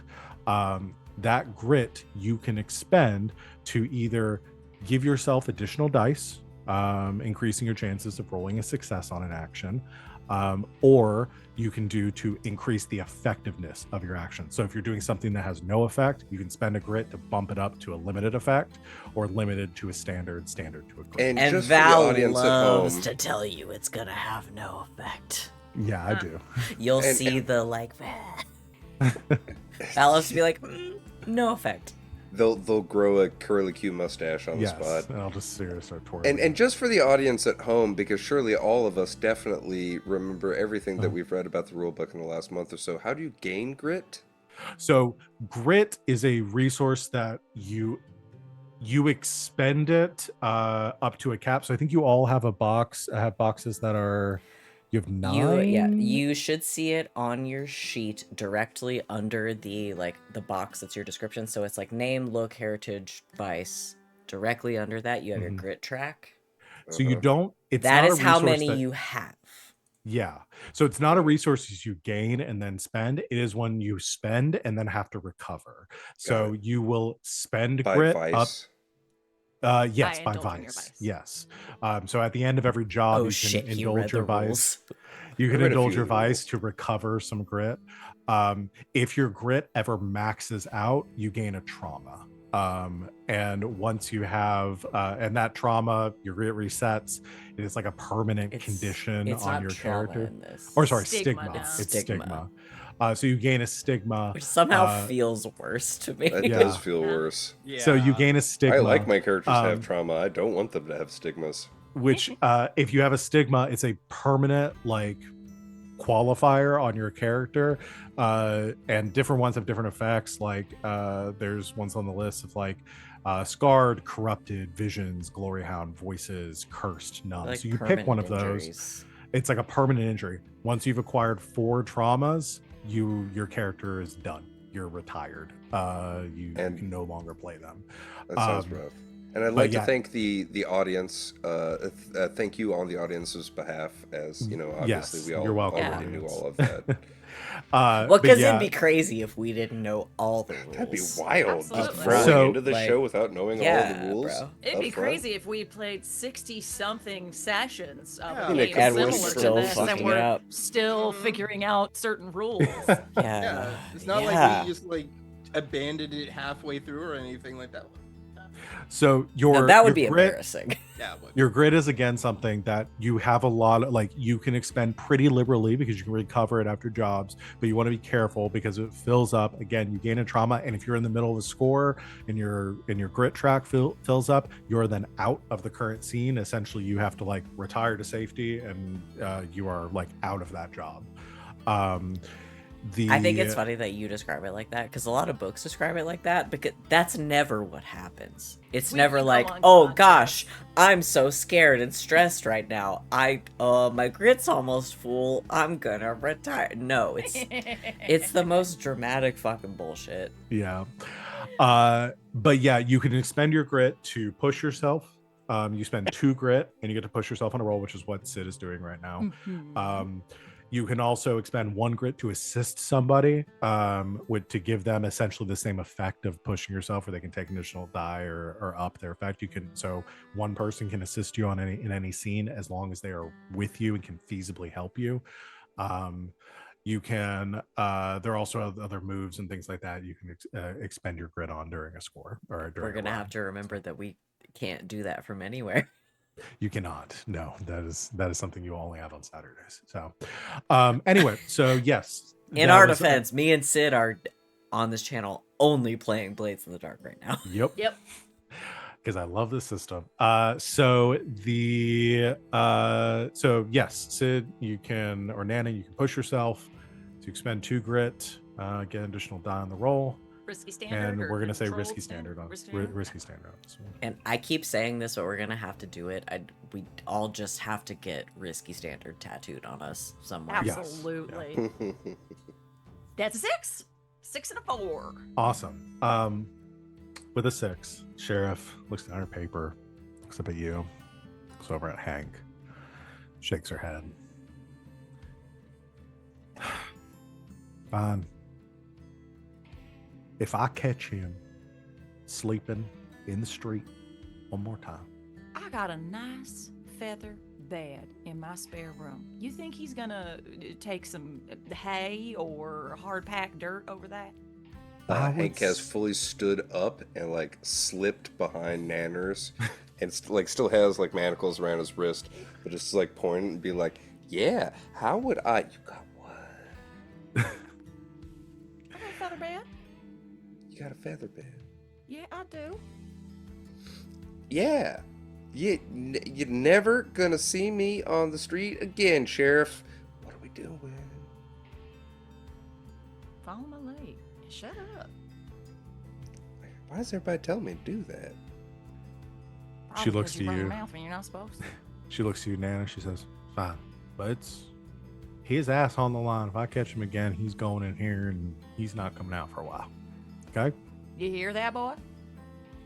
I heard, ma'ams. All right. Then. All right. She Oh, she we're looks gonna over. have to teach this boy some things. Mm-hmm. Eli. She looks at. She says, "Harley, uncuff." Harley kind of like just jolts up, like bumps the table in front of him as he stands up with his big horse legs. And says, "Right, Sheriff." Like almost pushes over the table as he and like clatters a chair to the side as the sheriff just like puts her head in her hands. And Nana pretends just like this isn't happening. surreptitiously writes the chair. Moves over to you, Hank, and like begins fiddling around with their pockets. And, I forgot the keys. Hold on. My Moves over to the goodness. desk, starts looking through drawers, stops. Can I, Sheriff, hold on, I can't find my keys.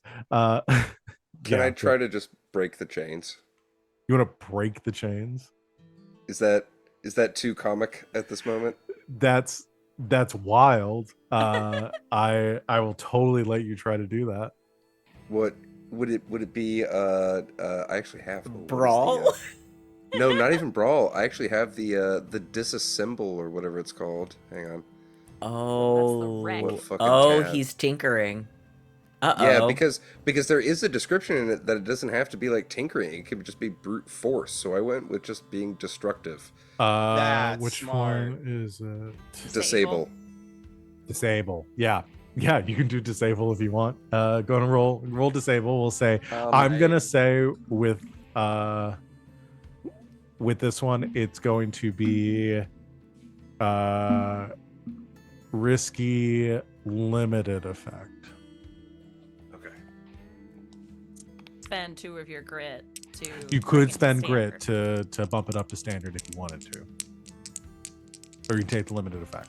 Bear in mind, if you crit, if you ever roll 2 6s on something, the effect goes up on its own. So that's also an option where, like, if you're rolling for something that has limited or no effect, Yeah, you can have take we the said gamble. 2 6s are a crit? 2 6s is a crit Yeah. in this game, which means you go above and beyond. Whatever you Having decide. played this game for the better part of, not this game, but the OG game for the better part of 2 years, I feel like I'm like, oh god, like what? What needs an explanation? Like what? Yeah. Yeah. Well, I don't and know that's about you real. guys, but I love this So, game. just again for the audience at home, because obviously I know what's going on. So Yeah, of what was course. it? You spending 2 grit to adjust. You can the- either add a dice or you can up the accept a- effect. Yeah. So grit. So yeah, if you want to push yourself, you can spend 2 grit to push yourself to either roll an additional die or up the effect of your action. This is also on the sheet, if that's helpful. If you look where your stats are, wits, prowess, guts, right below it where it says bonus die. Mm-hmm.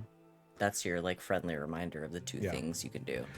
There's also a mechanic in this game that I'll mention. It's called Devil's Bargain, where you You know what? can. It's think, right where I just said it was. As much as it would be fun to explore the rules, I don't think this is the moment for that. I think Yeah. it's just as funny as if he fails. So I'm gonna, Yeah, just I'm gonna roll it keep with straight. the 2d6. 5. 5. So it's a mixed success with limited. So I think what you do is you like strain against it as the deputy is like fumbling around looking for the keys, goes to the sheriff, says, "Sheriff, can I borrow your keys?" She goes, "God damn it, Harley." As the Well, I've done the thing where I brought it down low to my foot. I'm kind of ignoring them a little bit. I just want these things off of me. Yeah, So I've got there's my a big, crack. meaty foot in the middle of it. I'm just trying to. I want to say what happens essentially. No it feet on cra- Twitch. No feet on Twitch. It cracks and the chain fractures. You see, like there was a weak point in the chain. These manacles have probably been used for a decade now. The connecting point on the chain breaks. You still have 2 manacles clasped to your hands. As there's like a. Everyone stops, looks up. So, Nanners, are we should we be starting today? I got a shift back at Bucky's at near sundown. Do I even need to So- say it again, Hank? No, ma'am. Okay. Sheriff looks at you, Nana, looks back at Hank, looks back to you, Nana, and says, "Well, those are his now. Have fun getting those off." No problem. Sheriff? Nana? Deputy. Harley says, "Bye, Nana." Come on, Hank. Yes, ma'am. You just hear from as you're leaving, and someone says, "Harley, where the fuck are your keys?"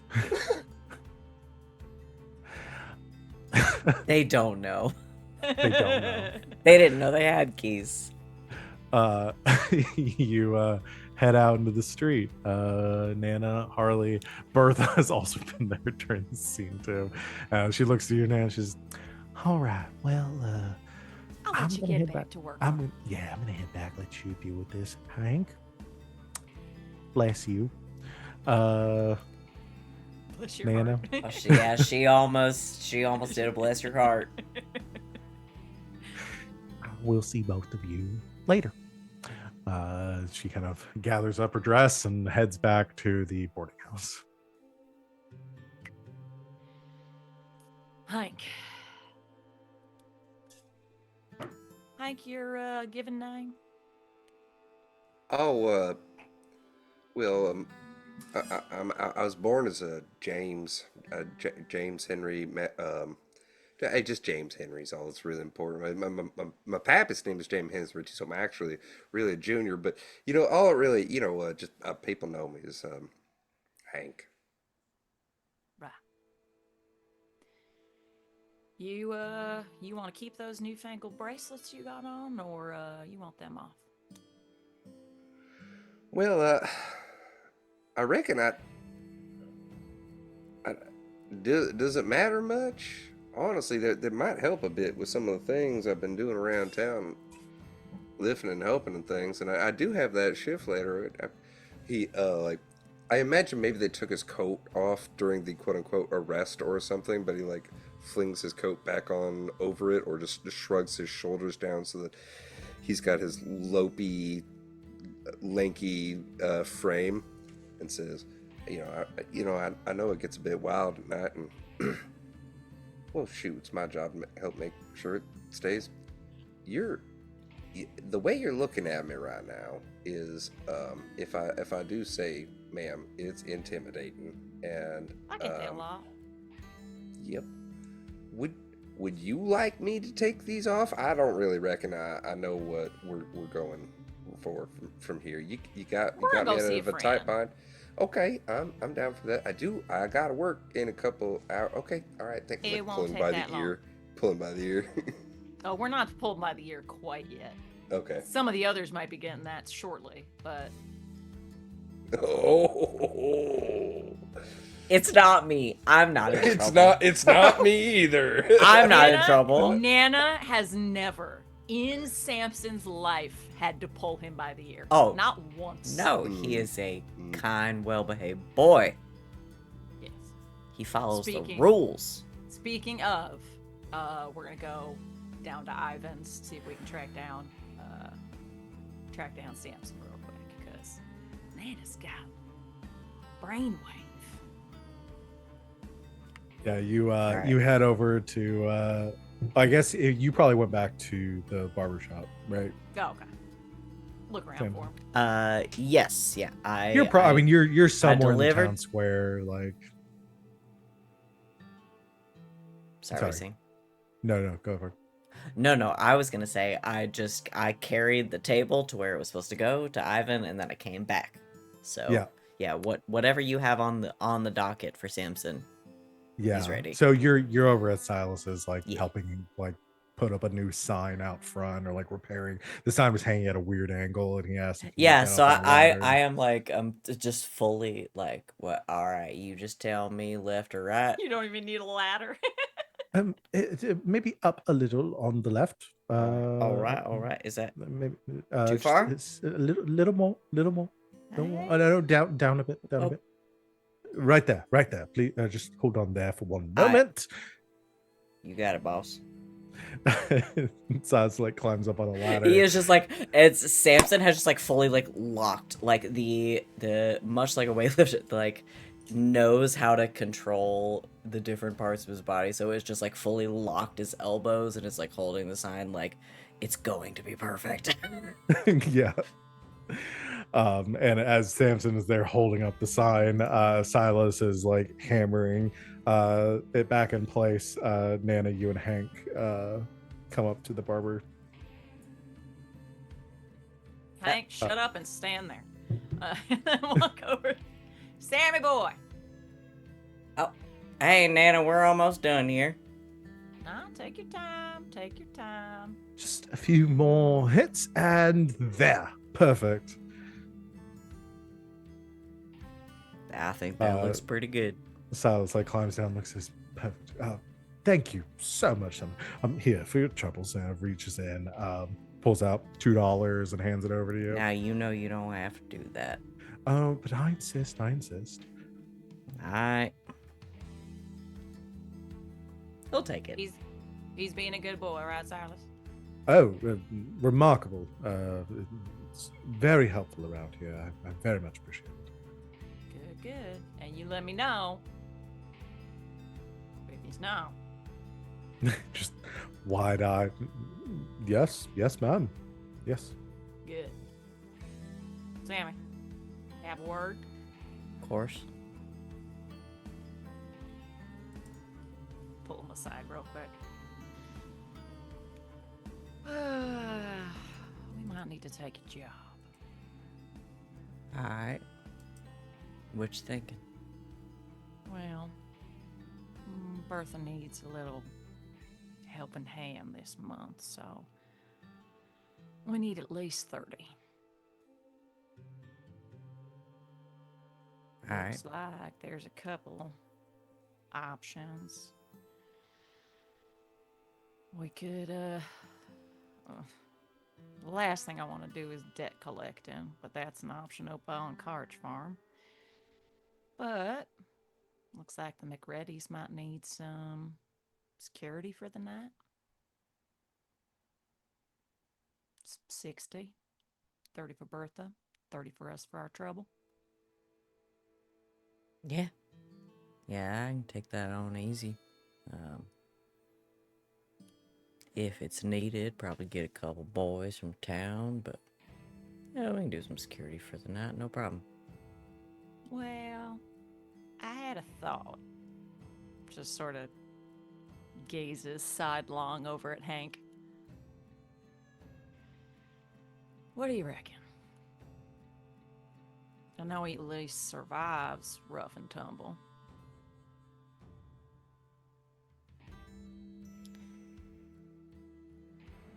You know, I think this might be a good opportunity. All right. Let old Hank show, well, mostly you, but let old Hank show us what he's worth. And, if it goes a little sideways, I got his back. All right. I feel like for security, 3's not enough. I think I want at least 4. Is Eli around? No. Wait now, hold. I'm sorry. I know I've been told to shut up, but you ain't talking about Elijah, right? Did I stutter? I'm sorry, Nan. I didn't mean to be rude. I just there's but there's word around town that he. Look, I'm not one to try to lean into the gossip game. You know how. Sounds like you're about to. Well, I just it's. I heard he killed his last game. I don't know.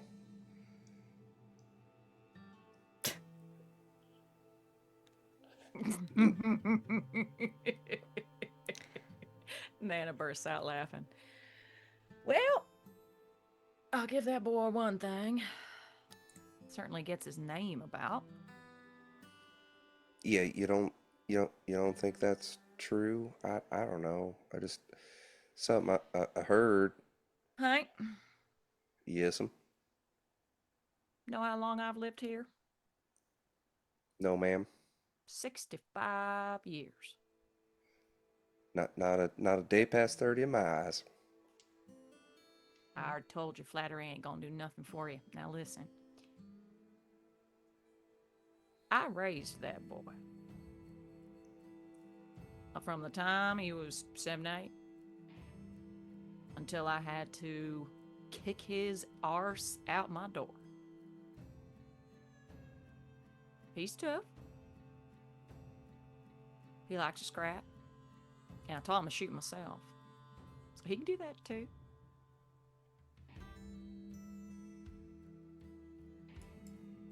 And I would never I would never contradict you, ma'am. It's just that there's all of us got people in this community that what's dependent on us, and there's people depending on me too, and Hank, you know what? Yes, ma'am. I vouch for him. And if he does anything that makes me need to revoke said vouchsafe, he'll know. And then you will. Yes, ma'am. Understood. All right, then. You look like shit. Come back to the house. You need to get a bath. And you need to get some food in you. And then you're going to take a nap. And then we're going to have a word at dinner about some work. All right. Y'all wanted me back up at Bucky's then, though? Because Jane and I both got shifts tonight. In fact, I I tell got- you I got- what, Nana. I got a couple of free minutes. I think I'll take Hank. We'll go. Shower off. Gear up. And then, I'll meet you and Eli for dinner. And we'll have a talk. Looks directly at Hank. About what the plan is for this job. Always depending on you, boy. Give him a little pat. All right, Hank. Sam's in charge. And don't forget it. We'll see you in about an hour, Nana. All right. You boys be safe. Hobbles down the road. All right. So is Nana going to find Elijah? Yeah. Thinks to herself, he didn't show up covered in blood last night, so if he's in town, he's probably out at the headquarters, if you will. Yeah. So one thing we talked about in our session 0 was where y'all's hideout was going to be. You established a hideout outside of town, potentially in like the Deadwood or something. If I can trust my notes, it was an abandoned hunter's cabin Yeah. outside of town. So my question for y'all then is, where on the map do you want that to be? I was thinking it's like as soon as you come into the town, coming from the Singing Springs area. I was thinking like cut towards the Dustfields area, maybe. Yeah, it doesn't have to be a building that I've marked on the Yeah, map. If y'all don't want it to be, but there are some buildings that we could potentially point to. Cabin, and also just because the dust fields, I'm assuming, are just kind of wide ass open. Maybe So, something yeah. in the Deadwood might make a little more sense.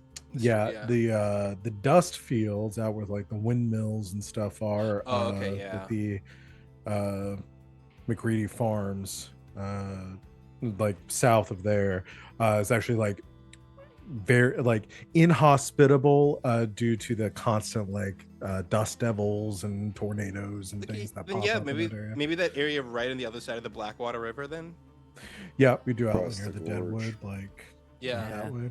like right on there. Yeah, absolutely. If you wanna, Yeah, because the description we gave was a hunter's cabin outside of town, so Yeah. it being up in the Deadwood, I think makes a lot of sense. Yeah. I like So I that. think like when he rode into town, he came like across the highway side, the railway side, and just cut right across the Desert Canyon area. Yeah. Across the bridge and into the hideout. I'm thinking, just to put this in the context of the conversation that just happened, I think Samson is going to have to like show Hank like, okay, here's how we get there. Oh, and I'm just the noisiest. Well, and we could come back to that too, because like now Samson was like, okay, I'll take care of this, and then sort of looked at Hank and was like, oh fuck, it's Hank. So I would love to have a little scene of like, all right, boy, here's what we're doing. We But can yes, absolutely- for the conversation that we're having right now, I think the outskirts of the Deadwood is peak So- for this. So, Elijah and Hank are heading towards Nana's Samson. house. Or sorry, Samson and Hank are heading towards Nana's house. Yeah. Okay, got it. And Elijah's over the hideout. Okay, yeah, let's do the scene with Elijah first, so we can get Elijah in the mix, and then we can come back and do a little bit of the scene Yeah. with. So I'm gonna take Hank to the house. We're gonna get him cleaned up, and then And I was imagining Nana's is out out like this way ish. Where's this way? Sorry, I missed it. Sorry, on the map. Bridge. Unless, or I don't know if you're closer to town than that, but I was imagining either out this way, or we could do, or I just You could be remind you over the near the stream creek. has no idea what you're saying right now. so Yeah, it's no, really no, how far out of town is Nana's place? Not too far. Yeah, I think right about where you're at. Like these two little squares right before you hit the Yeah. Eclipse Ridge. Yeah, Maybe. either that, or we can put you over across from the McCready Farms. But No, this one's good. okay, I like that. sounds good. And that's perfect. The little square's her house. The tiny other square's her workshop. It's perfect. Yeah. It's our Stream, we will have a map for you in the future, so you can see everything we're pointing at. Next week, we'll have it next Yeah. week. Yee. Well, This week was okay. a bad week. so This month is cursed. just you head through the Eclipse Ridge. I imagine it's a little bit of a hike, so I imagine you get Grab on my an emu. Yeah. What's your emu's name? Ginger. Ginger. Yep. Are we all doing spices? Wait. Oh no, I have named mine. Okay. Because what Wally's yours was. Do we all need to say what they're named right now so you have them? Let's just do it so I can put Yeah. put the names in my notes. My emu's named Truffle. Truffle. I guess kind of a spice. It's a flavor. It is a flavor. All right. And she's named Ginger because she's like, I'm seeing kind of like a palomino with some spots almost. You know what I mean? Okay. So Elijah's is truffle. Nana's ginger. Okay. Samson.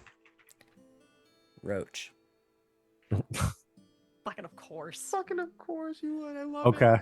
All right. Wouldn't have Thanks, it any other Geralt. way. And what's Who? Hank's? Who's that? Her name is Roach, and they've all been named Roach. Yep. I get the bit. I know the bit. God. Hank Uh, does not get along with emus. Okay. So he's just named Bitch. I'm not saying he'll never be on an emu, but he doesn't have an emu because he doesn't. Okay. You haven't bonded with one yet. Yeah, To the nope. point. Okay. Ever, So any maybe. emu Hank is writing is a Borrowed. new Is emu. also It's called Roach. emu.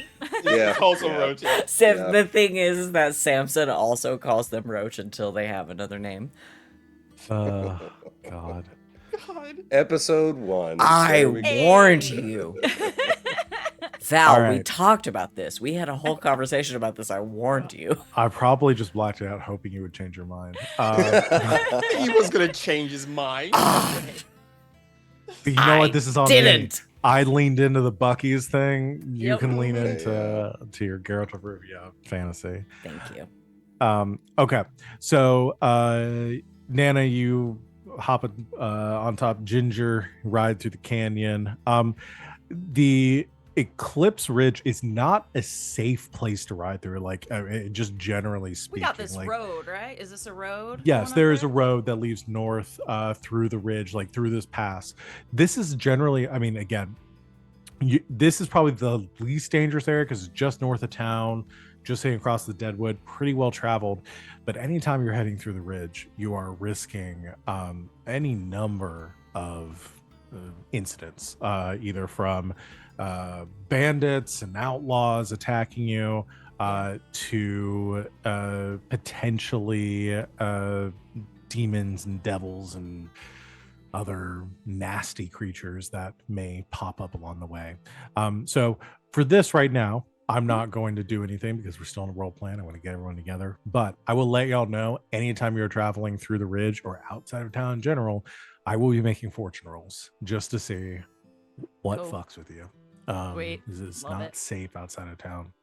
But you make it through the ridge, either through luck or pure happenstance. You cross the Blackwater, veer off into the Deadwood. These ancient, old, the Deadwood is interesting because there is no greenery here. It is all, as the name says, dead trees, dead wood.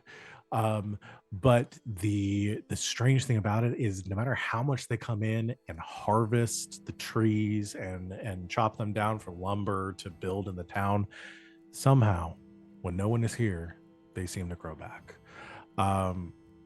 You come up to this old hunting cabin, long since abandoned, that y'all found out this way as a nice safe spot outside of town to lie low, to make sure that no one's following you after your bounties, so you could deal with payment and anything of the like.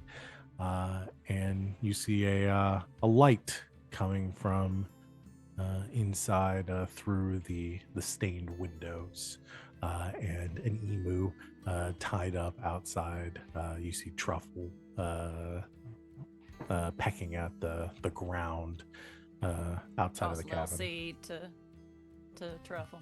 There you go, girl. I'm sure we have a special knock or I something. don't know what emus sound like. That's what they sound like to me now. I love it. No. Yep, Perfect. that's it. It's That's it. your world. Fantasy We're just living emus. in it. Yeah. Yep.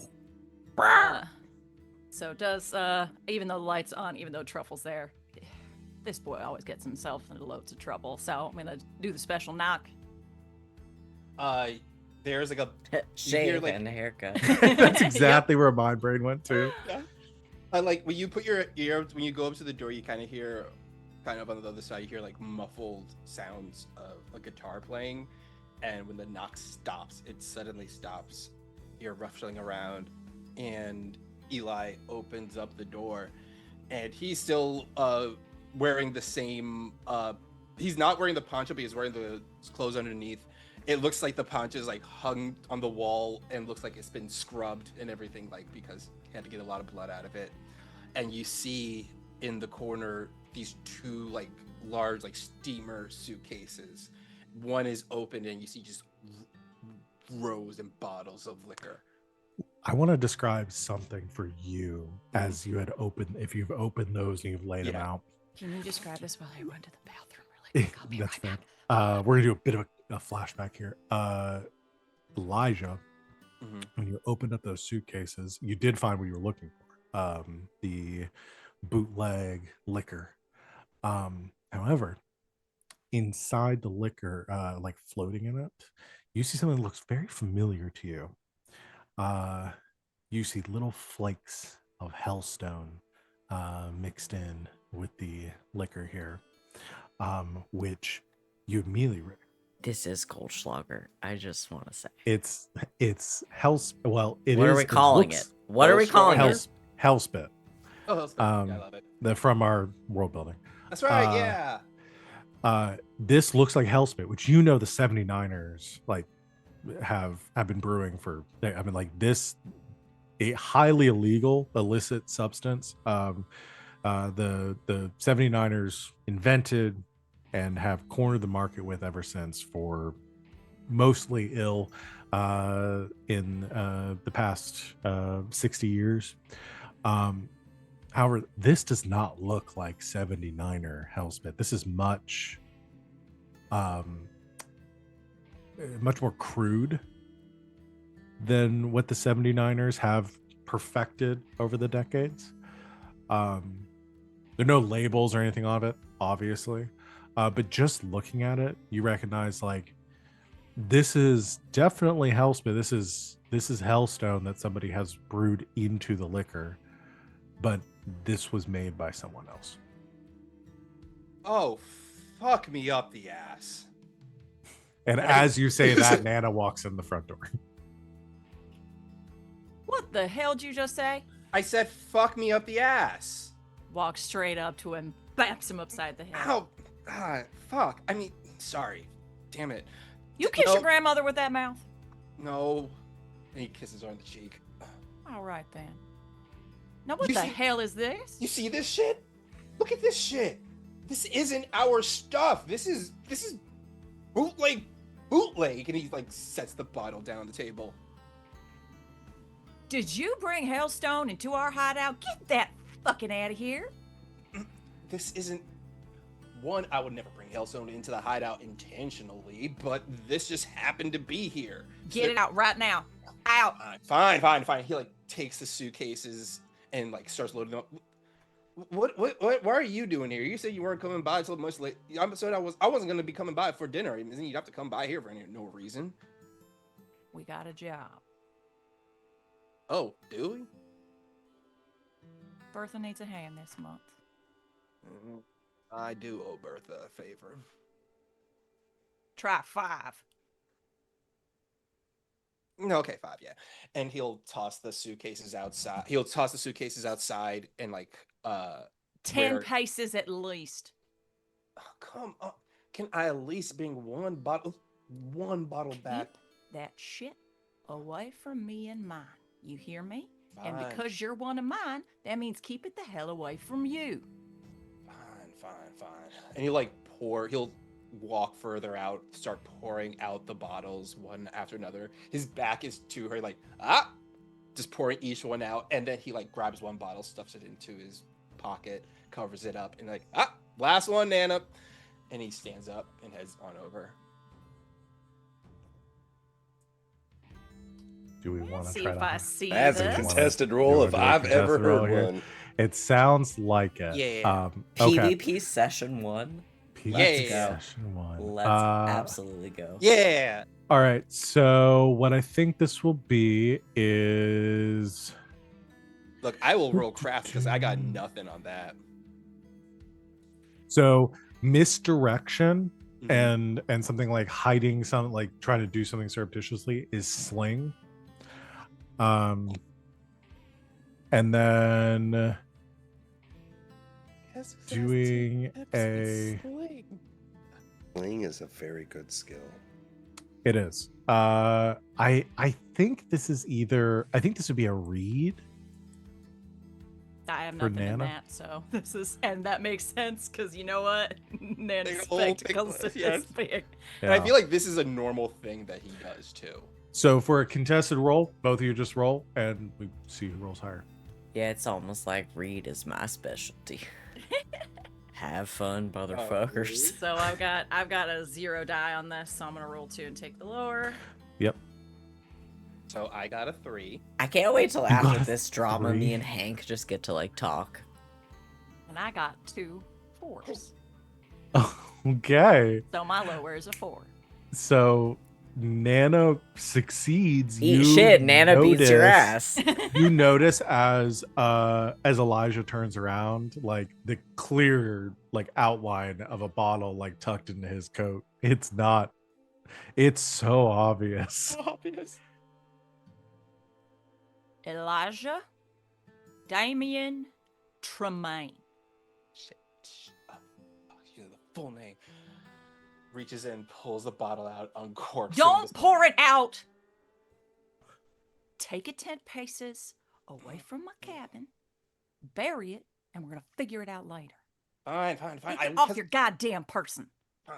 He heads You want a out. fucking lobster claw coming out of your forehead? I don't think so. This is why I want to bring it to the other so they can get it examined. And as he's digging up the hole, burying it up, patting it down with dirt, and heads back over. Look, someone is making hell spit. That isn't us. I think that is something we need to investigate.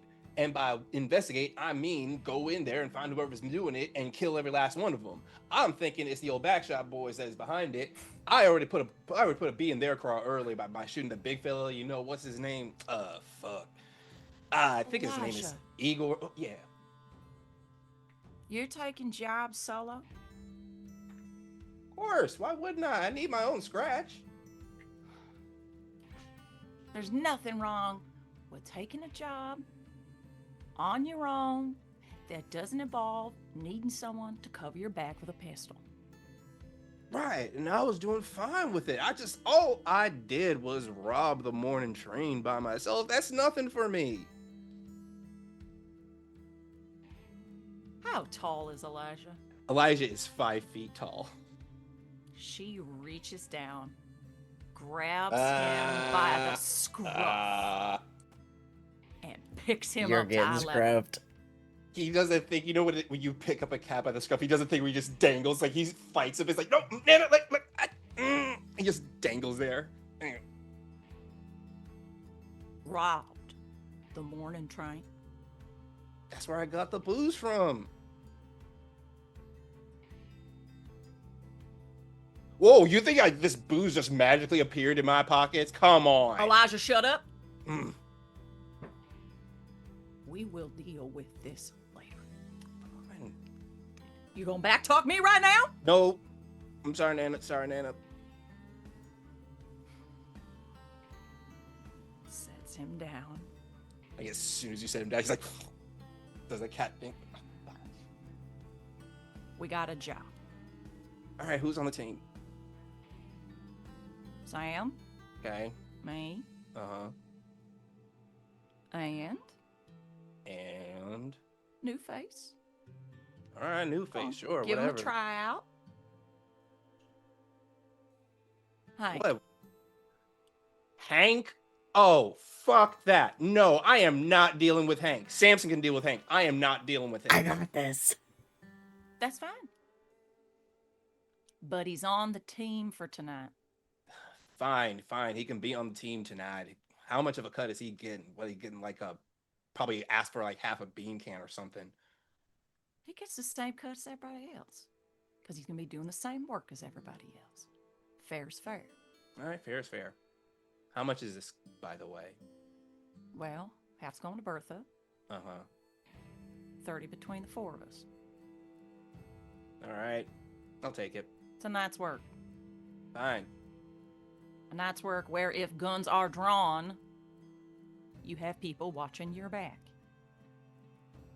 How many times have I had to tell you? I'm not an idiot, boy. I know the type of work you do. Done it myself. Yes, and... I originated the 79ers. And You I get- fucking hear me? And I get that, but man, I'm doing this work to make sure no one else comes after this town. I mean, would other gangs want to come into this town if I'm there stationed up doing all my operations? No! And that's another thing. What are you doing running your mouth giving people your God's given name when you're doing all this nonsense? Because that's how infamy works. Plus, I used my fake name one too many times. And, you know, Yeah, that's the reason why you've been getting kind of weird letters in the mail. I know. Right. So, There is an insurance company that I may have signed you up for. Elijah, stop talking before I shoot you in the stomach. Right. Love you, Nana. I will meet you back with the others. He gives her a kiss on the cheek. I love you, boy, and it's gonna kill me one day. Heads inside, grabs And his I stuff. don't have much time left either. Heads inside, grabs his stuff, comes back out, hops on the emu, and heads back into town. I gotta go get Hank. You had to get Hank. I don't know if you want to. We're running up on time. I don't know if you want to if you want to do your scene that you were thinking real quick. Can we just do like a brief scene of me going to get Yes, Hank? Absolutely. I can't imagine it's gonna take that long. But Nana sent me on a mission. Well, you've already got me, right? So it's Yes, not you've like got you go Hank. get me. Yes. It's you're taking me. and Yeah, you're- no, you're- I've got filling Hank. me in. I need to talk to Hank. Alright. So, all right. So, we're walking along, and I think, like Hank is as tall as you, but constantly has like the lanky hunch boy position. So he's like just shorter than you. But as soon as we're out of Nana's eyesight and earsight, he stands up and goes, "All right, now I won't be manhandled any more than what has already happened today. I have a shift of Buckley's tonight, and it's really important that I get to it. All right, so can you just square up with me? Just just be real. What the hell is going on? Because I don't know. Okay. Because he asked, I square up with Hank. Hand on shoulder. And I am so big. So Okay, big. hold on, So hold on. wide. Hand And on and I shoulders. think is just like is really Hank is just like, okay, square up with me. And I say, okay.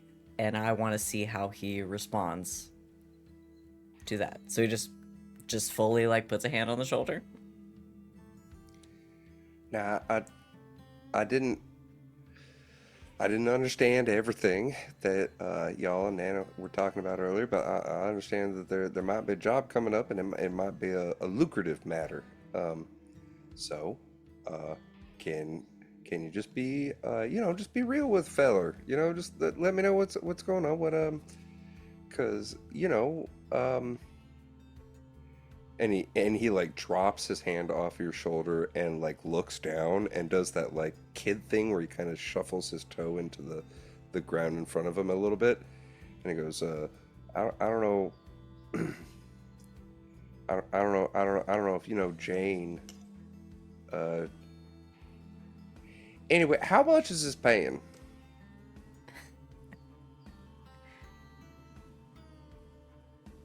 Hank, I'm gonna ask you a question.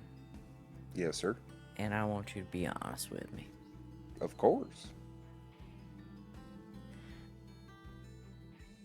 What are you good at? Hank looks down, fully turns, he pivots one of his feet away so we're no longer like squared up. And he has like a long kind of far away look for a second, and he says, well, I reckon I'm good at stopping people from fighting. I guess it's about the best I'm good at. I I know y'all are good at a lot of things. I don't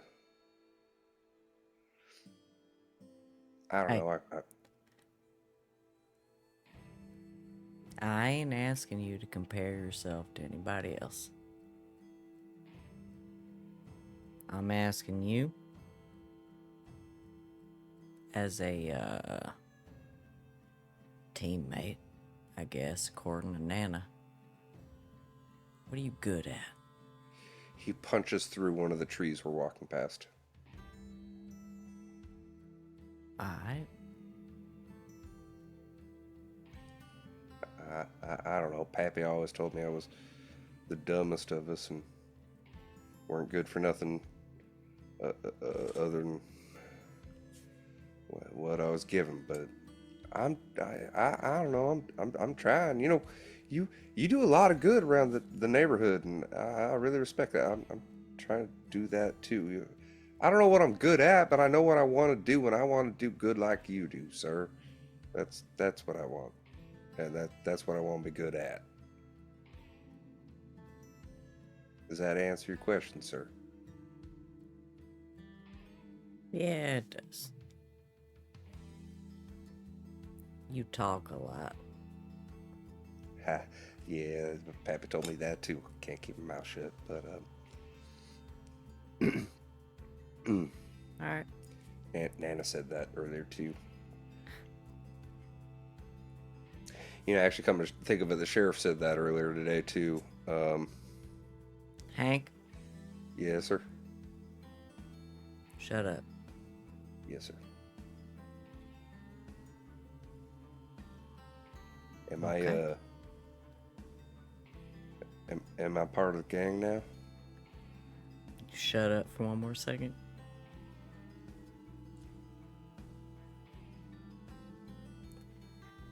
Listen. You talk a lot. We'll work on that. Nana wants you on the team. So you're gonna be on the team. I'm gonna tell you this. It's it's hard to make your way in this kind of job. Hard to find who you are and who you want to be. But, you seem alright to me. And Nana vouches for you.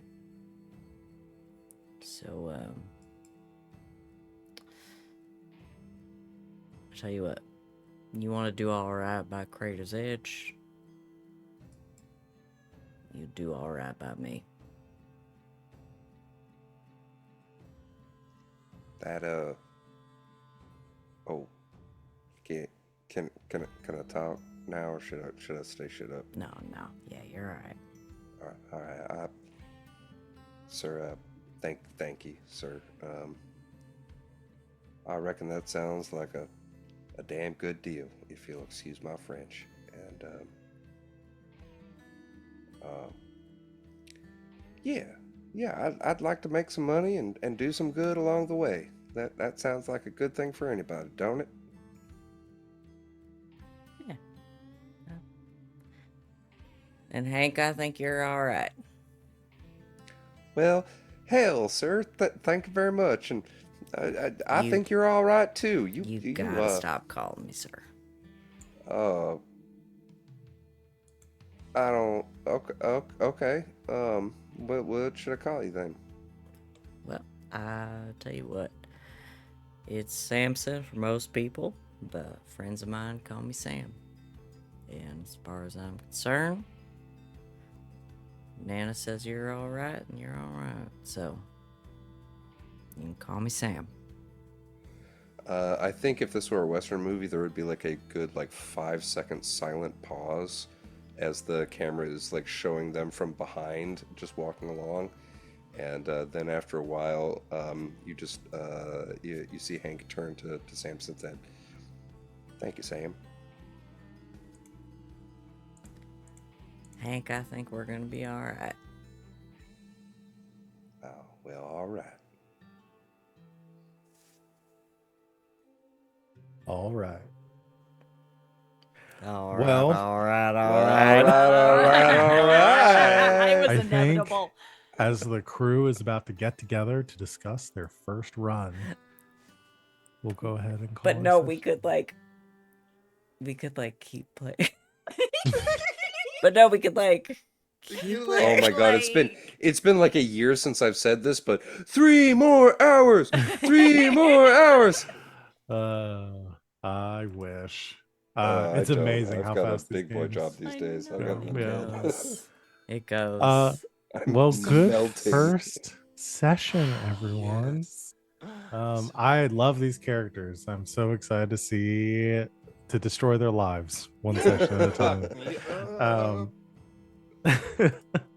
Or just let them destroy their own as they go. I mean, yeah. If that's the thing is, I'm looking at these characters. I'm like, they're gonna make me do it, aren't they? Yeah. But we'll see. Cause yeah, like on We're gonna Saturdays, make I was like, you do oh, they fuck up their lives on their own. No. I don't gotta do shit.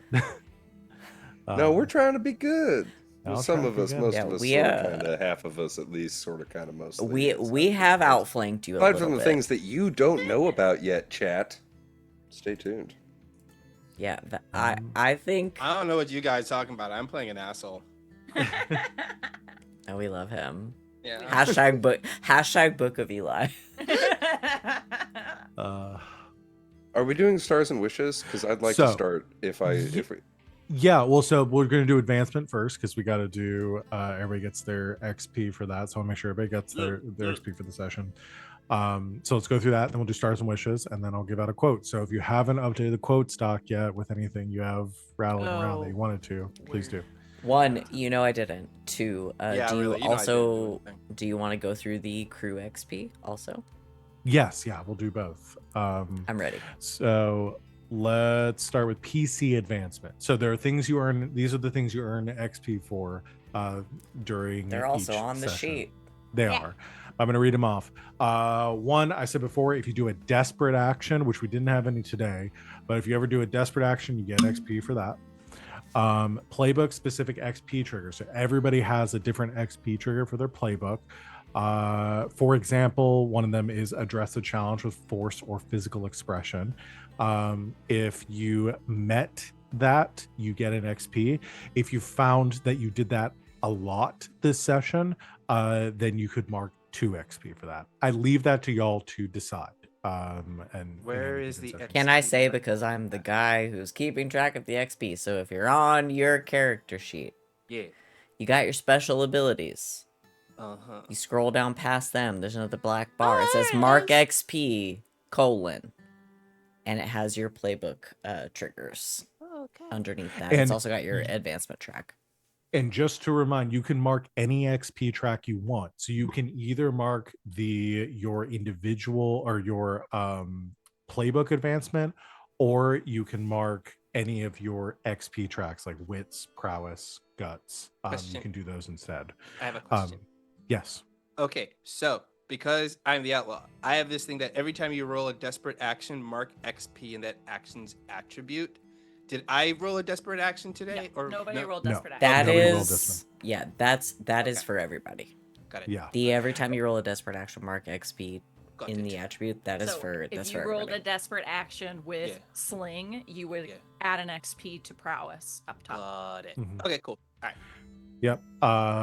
So your specific XP tracks, mark XP for that. Mm-hmm. If you expressed your beliefs, drives, heritage, or background. So your character's beliefs, drives are yours to define session to session. Feel free to tell the group. But it's your if you feel that you embodied those things, you express them somehow during role play, you can take XP for that. And then the last one is you struggle with issues from your vice, mutation, or stigma. We didn't have any of that today, so you won't mark XP for those. So at the most, I think y'all would be having like 2 to 3 XP for today, depending on if you how Yeah, I much wrote you down did that. two. for It me. does in the description refer to it as stigmata, Yeah, it does. which I is noticed funny. that. Yeah. which is crazy. It does say stigmata here too. Yeah, it does I say guess on the vice, sheets it's- mutation, stigmata. But its Ah, stigma up top is Interesting. Maybe they just trauma. couldn't fit it. Who knows? might be a typo. But yeah, just to be clear, so when you fill up your playbook advancement, you can take another special ability. When you fill up your tracks under wits, prowess, or guts, that's when you get another pip to increase one of your stats too. So you get to decide when you gain XP whether you want to put it in one of those tracks or you want to put it in your playbook advancement and how you want to allocate it for. So it doesn't necessarily go into your playbook advancement. No. Exactly. You could put it into one Cool. of your Okay. your Correct. stats. Cool. You could instead, if you want to, you're like, you know what, I really want to work on getting my let's say I want to get my read up. So I'm going to start putting points into wits. Once that wits track fills all the way up, then you get 1 point that you can allocate to any of the 4 skills below. Got it. So again, just for the audience at home, because obviously all 4 of us players are equally proficient at this. Obviously, Especially me and Wally, who are really wondering. What do you mean, Not, me and not Wally? at all wondering. My No, dumbass I'm has saying- never played this game. I am Oh, upfront and shoot. honest. Okay. Well then, for Wally's benefit, then Shit. Fuck. Like you say, I me and would Wally. You got say, a mouse in your would pocket, it- named would it be Wally? accurate are to you gonna say let this that he white had man just- do this to you? Hey, seriously. Look, Yeah, stop me. Whatever gets Fucking this white, stop whatever me. gets this white man targeting I started a black bit that I don't want to finish. starting a POC queer in the last hour of Pride. Damn. Wow, Damn. wow. And It's this pri- is why they it's- keep me around. So Sita, what's your question? Yeah, what's the question? So A word cracker? Okay. Yeah, all right.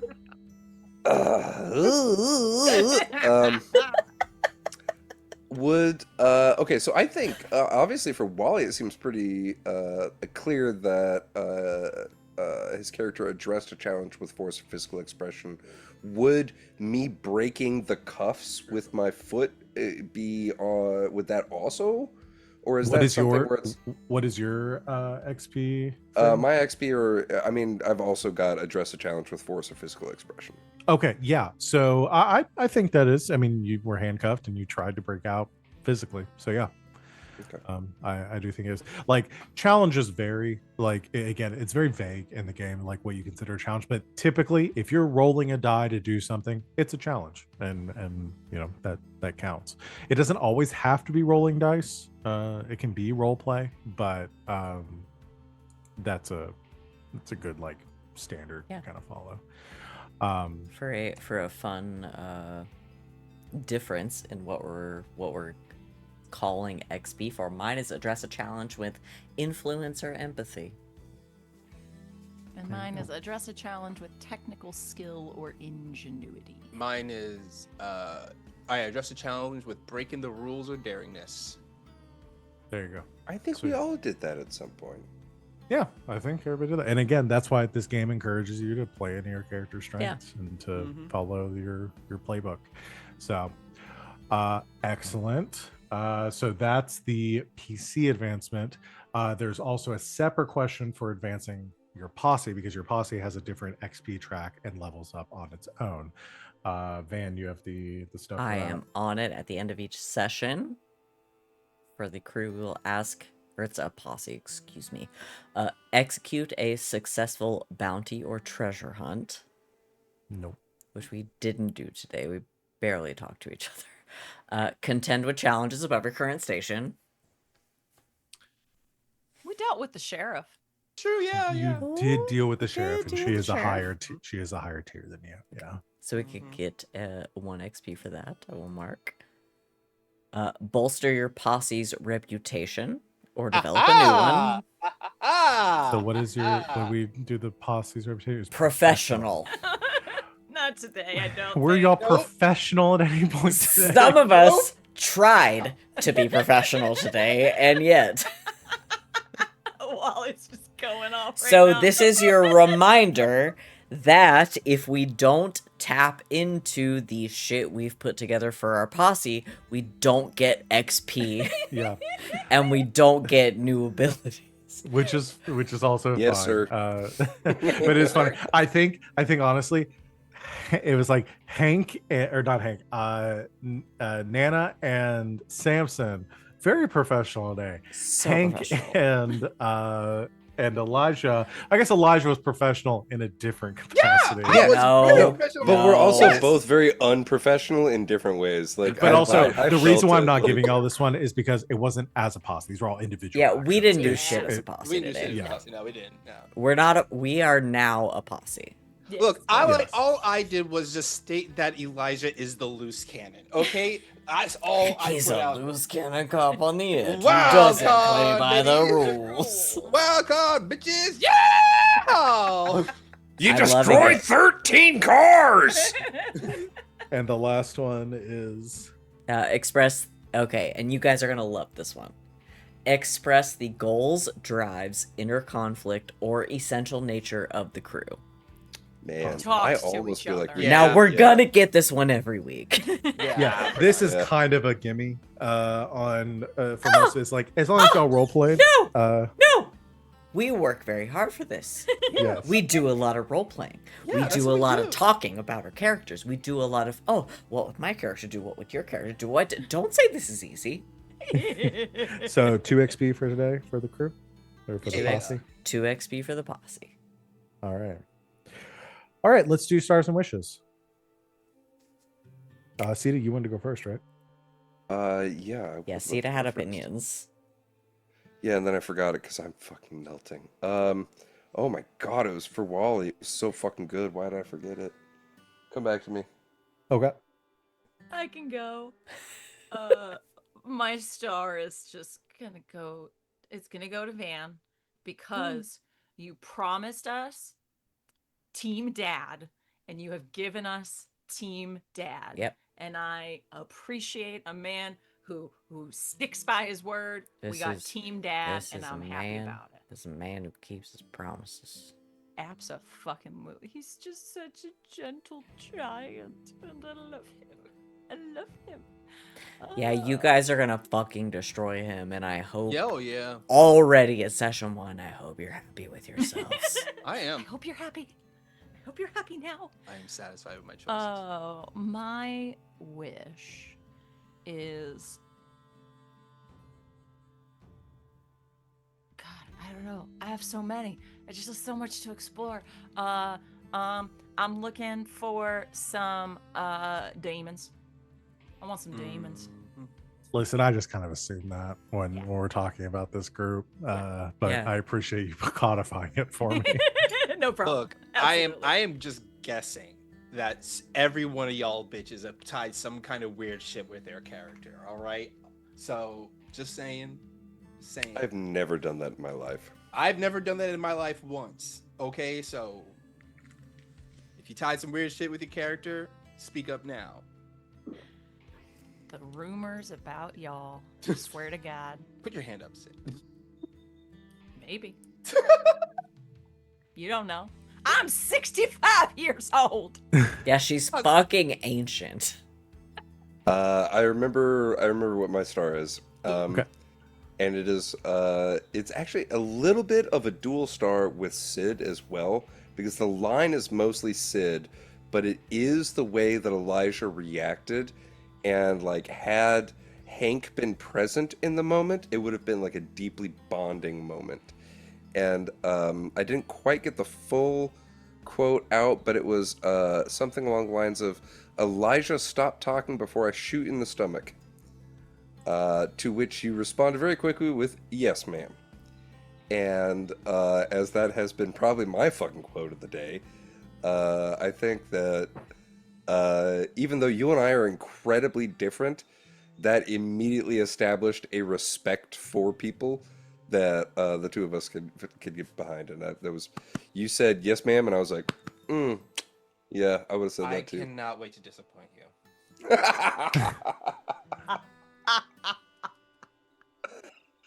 Oh God, There this is such a is- good group. This is I'm session pretty one, sure chat. we could count on one finger the people that Elijah respects. Yeah, I think they're all here on this call. Yeah. I think there's two people. Yeah. Look, they're on Elijah this had call. enough respect to know that Nana would, I'm guessing here, making some assumptions, probably actually shoot him in the stomach. Maybe with some birdshot or something. She taught him But- to shoot. You told Yep. me to shoot. Yep. No. Yeah. So you just guess what? So You're he gonna have to better make- learn how to You're gonna have to dodge. make a wish to find out more about Elijah and the enigma that is Elijah. I wish to know everything about all of these beautiful characters. I really think that session one has gone gravy so far. I can't wait. Coming out of Red Jenny, 2.5, 3 years or whatever of us playing, this session one feels so good. I'm sweating out of pores I don't even actually have tonight, and I'm so excited. That's me. I'll go next. My star, it's going to Sid. My gosh, I love Nana so much. Nana I carries. love this lady so much. I love how she has the ability just to rein him in, but there is also this really great warmth that you have with everyone else in the town, which is great. Like you are like this, you're the matriarch of the town that everyone looks up to, but you're not, you don't have like this official title where you would run the town, but secretly you do, and I really like that kind of character. My wish is Slapped your ass and she'll whoop it if she has to. exactly. My wish is I really want to see Hank's slow transformation as they are connected to this party, because this boy is such a sweetheart, and like Eli is going to give him so much shit. I apologize. Oh, Eli's gonna fucking destroy Hank. I Yeah, don't apologize apologize. I look now, forward to Cena, it. for every single thing Eli is going to say to this character. There might be a day where you say something to me and I just don't have a witty response, and I just go, like I said, I and that's 100% the dynamic. So just yeah. lean in, baby. It's because I decided to play the full like wild card goblin this time around instead of being the face, so I don't really have to try hard to be like likable in everything I do. I can just be, I can just, bleh. And I'm really excited to play it. But yes, that's my wish. That's me. That and more moments for me to shoot people.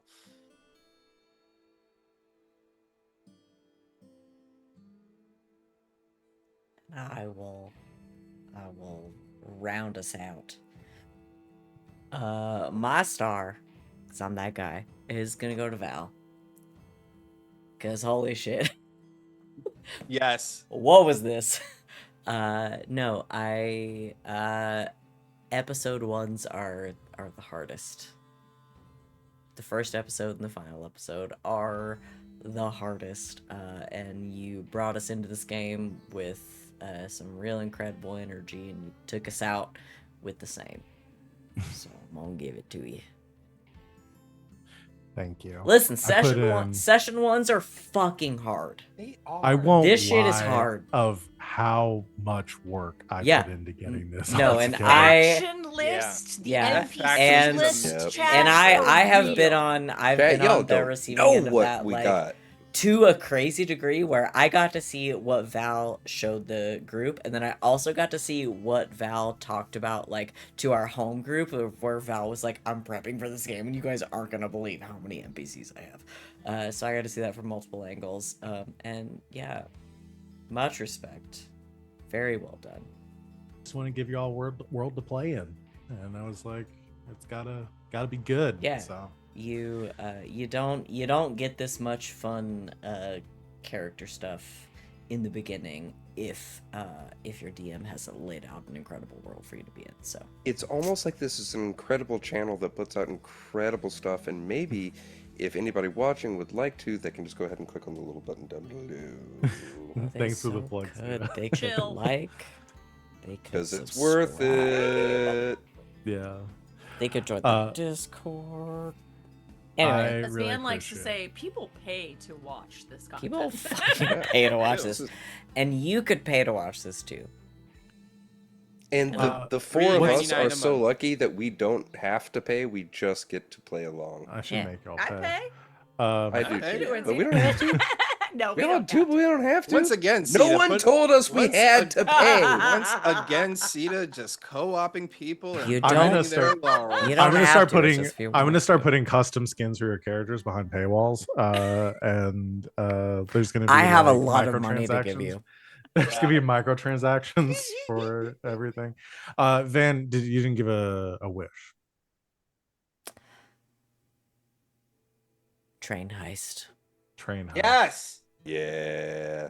I tried to do it, but I did It's- one. So I mean, you did a train heist. You I kinda- let you. level. Don't say you tried. I let you. Oh yeah, you Yeah. did. You yeah. came in and were just like, I'm doing a score right now, and I was like, God damn it, Wally. Look, this is how I need. This is how I learn It's fine. things. There was a moment where I was like, all right, let's do our engagement roll. No, no. Listen, Not yet. Not yet. everyone who watches this channel at this point knows how I feel about trains. Yeah, we love them. We got a train I- fetish on this channel. Want a train heist. If there was a system for it, it's this one. So whether y'all are stopping a train heist or causing I one, honestly, that's the question, this but- wish is honestly like my gift to you guys. Like I'm using Yeah. my first wish to be like, okay, Hold up. Can I piggyback on top of that and say like a Yeah. multi-faction train heist, like Bullet Train? Oh yeah, yeah. that like one the specifically, movie but, Bullet like, Train, Like the movie Bullet Train. like one of my favorite movies of Not the last just- couple of years. Yeah, The yeah, most yeah. amazing like actor everyone's of the trying to Ryan rob Tyrese this Hayden. train. Yeah, just, yeah. love It's that not movie just so us. Can we have I a- know we're 23 minutes past end of stream, Yeah. but has everyone on the call watched Bullet Train? I mean, Yeah. Could it watch stars. Bullet Train. It stars Megatron. I mean, come on.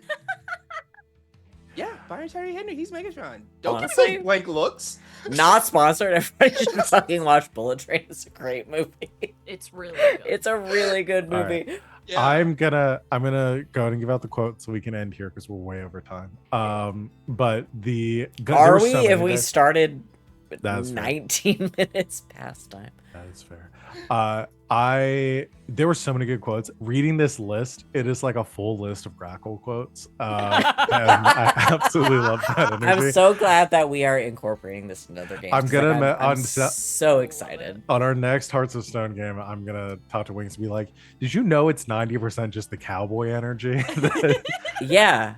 That was your secret the whole time." No, well, the thing about it is that, yeah, obviously she Like knows. I said, the dancing thing, like early on, I was like, "Where did that come from? Is it just because I'm playing a cowboy right now?"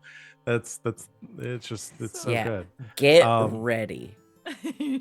Val, Uh, did you not like clock how much cowboy energy there was gonna be on the call? No, I did. So much yeehaw. It's so hard to pick one. You could pick 2. I could pick You could pick two. 3. You could pick 4. I could.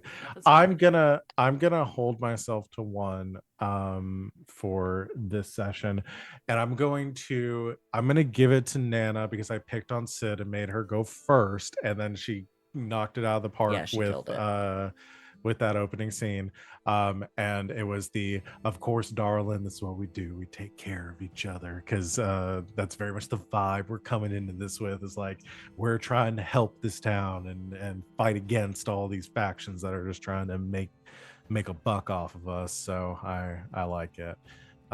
So I'm gonna go with that one for today, and boy howdy, there will be so many more quotes to come. I can feel it. We're gonna fuck your shit up. How many of them do you think will be shut up? Honestly, if there had Not been even Shut shut up, up, Hank. Just shut up in general. like I almost just gave it to shut up. It was good. All right. Oh, Hank and Samson are gonna have to sit down and have a real conversation. We're going to call our session there, folks. We are done. Session 1 in the books. Super excited to see where this campaign goes. Join us. I started to say this Saturday, but we actually will not be playing this Saturday. But we will be back with all of our games after the holiday. Starting with Saturday after next. So unfortunately I have to wait 2 weeks to get back to this, and I'm really Yeah, sad blame about that. America. Yeah, blame America for that. This is America's fault. It's America's fault. Yeah, those people setting off fireworks outside, it's their fault. Go outside, yell at them. Yeah, blame them. Yeah. So but I'm so excited to get back to this. I want to thank my lovely players for making this game such a joy to run and so awesome to start with. And I want to thank everyone out there for watching. And until next time, good game and happy trails, Internet.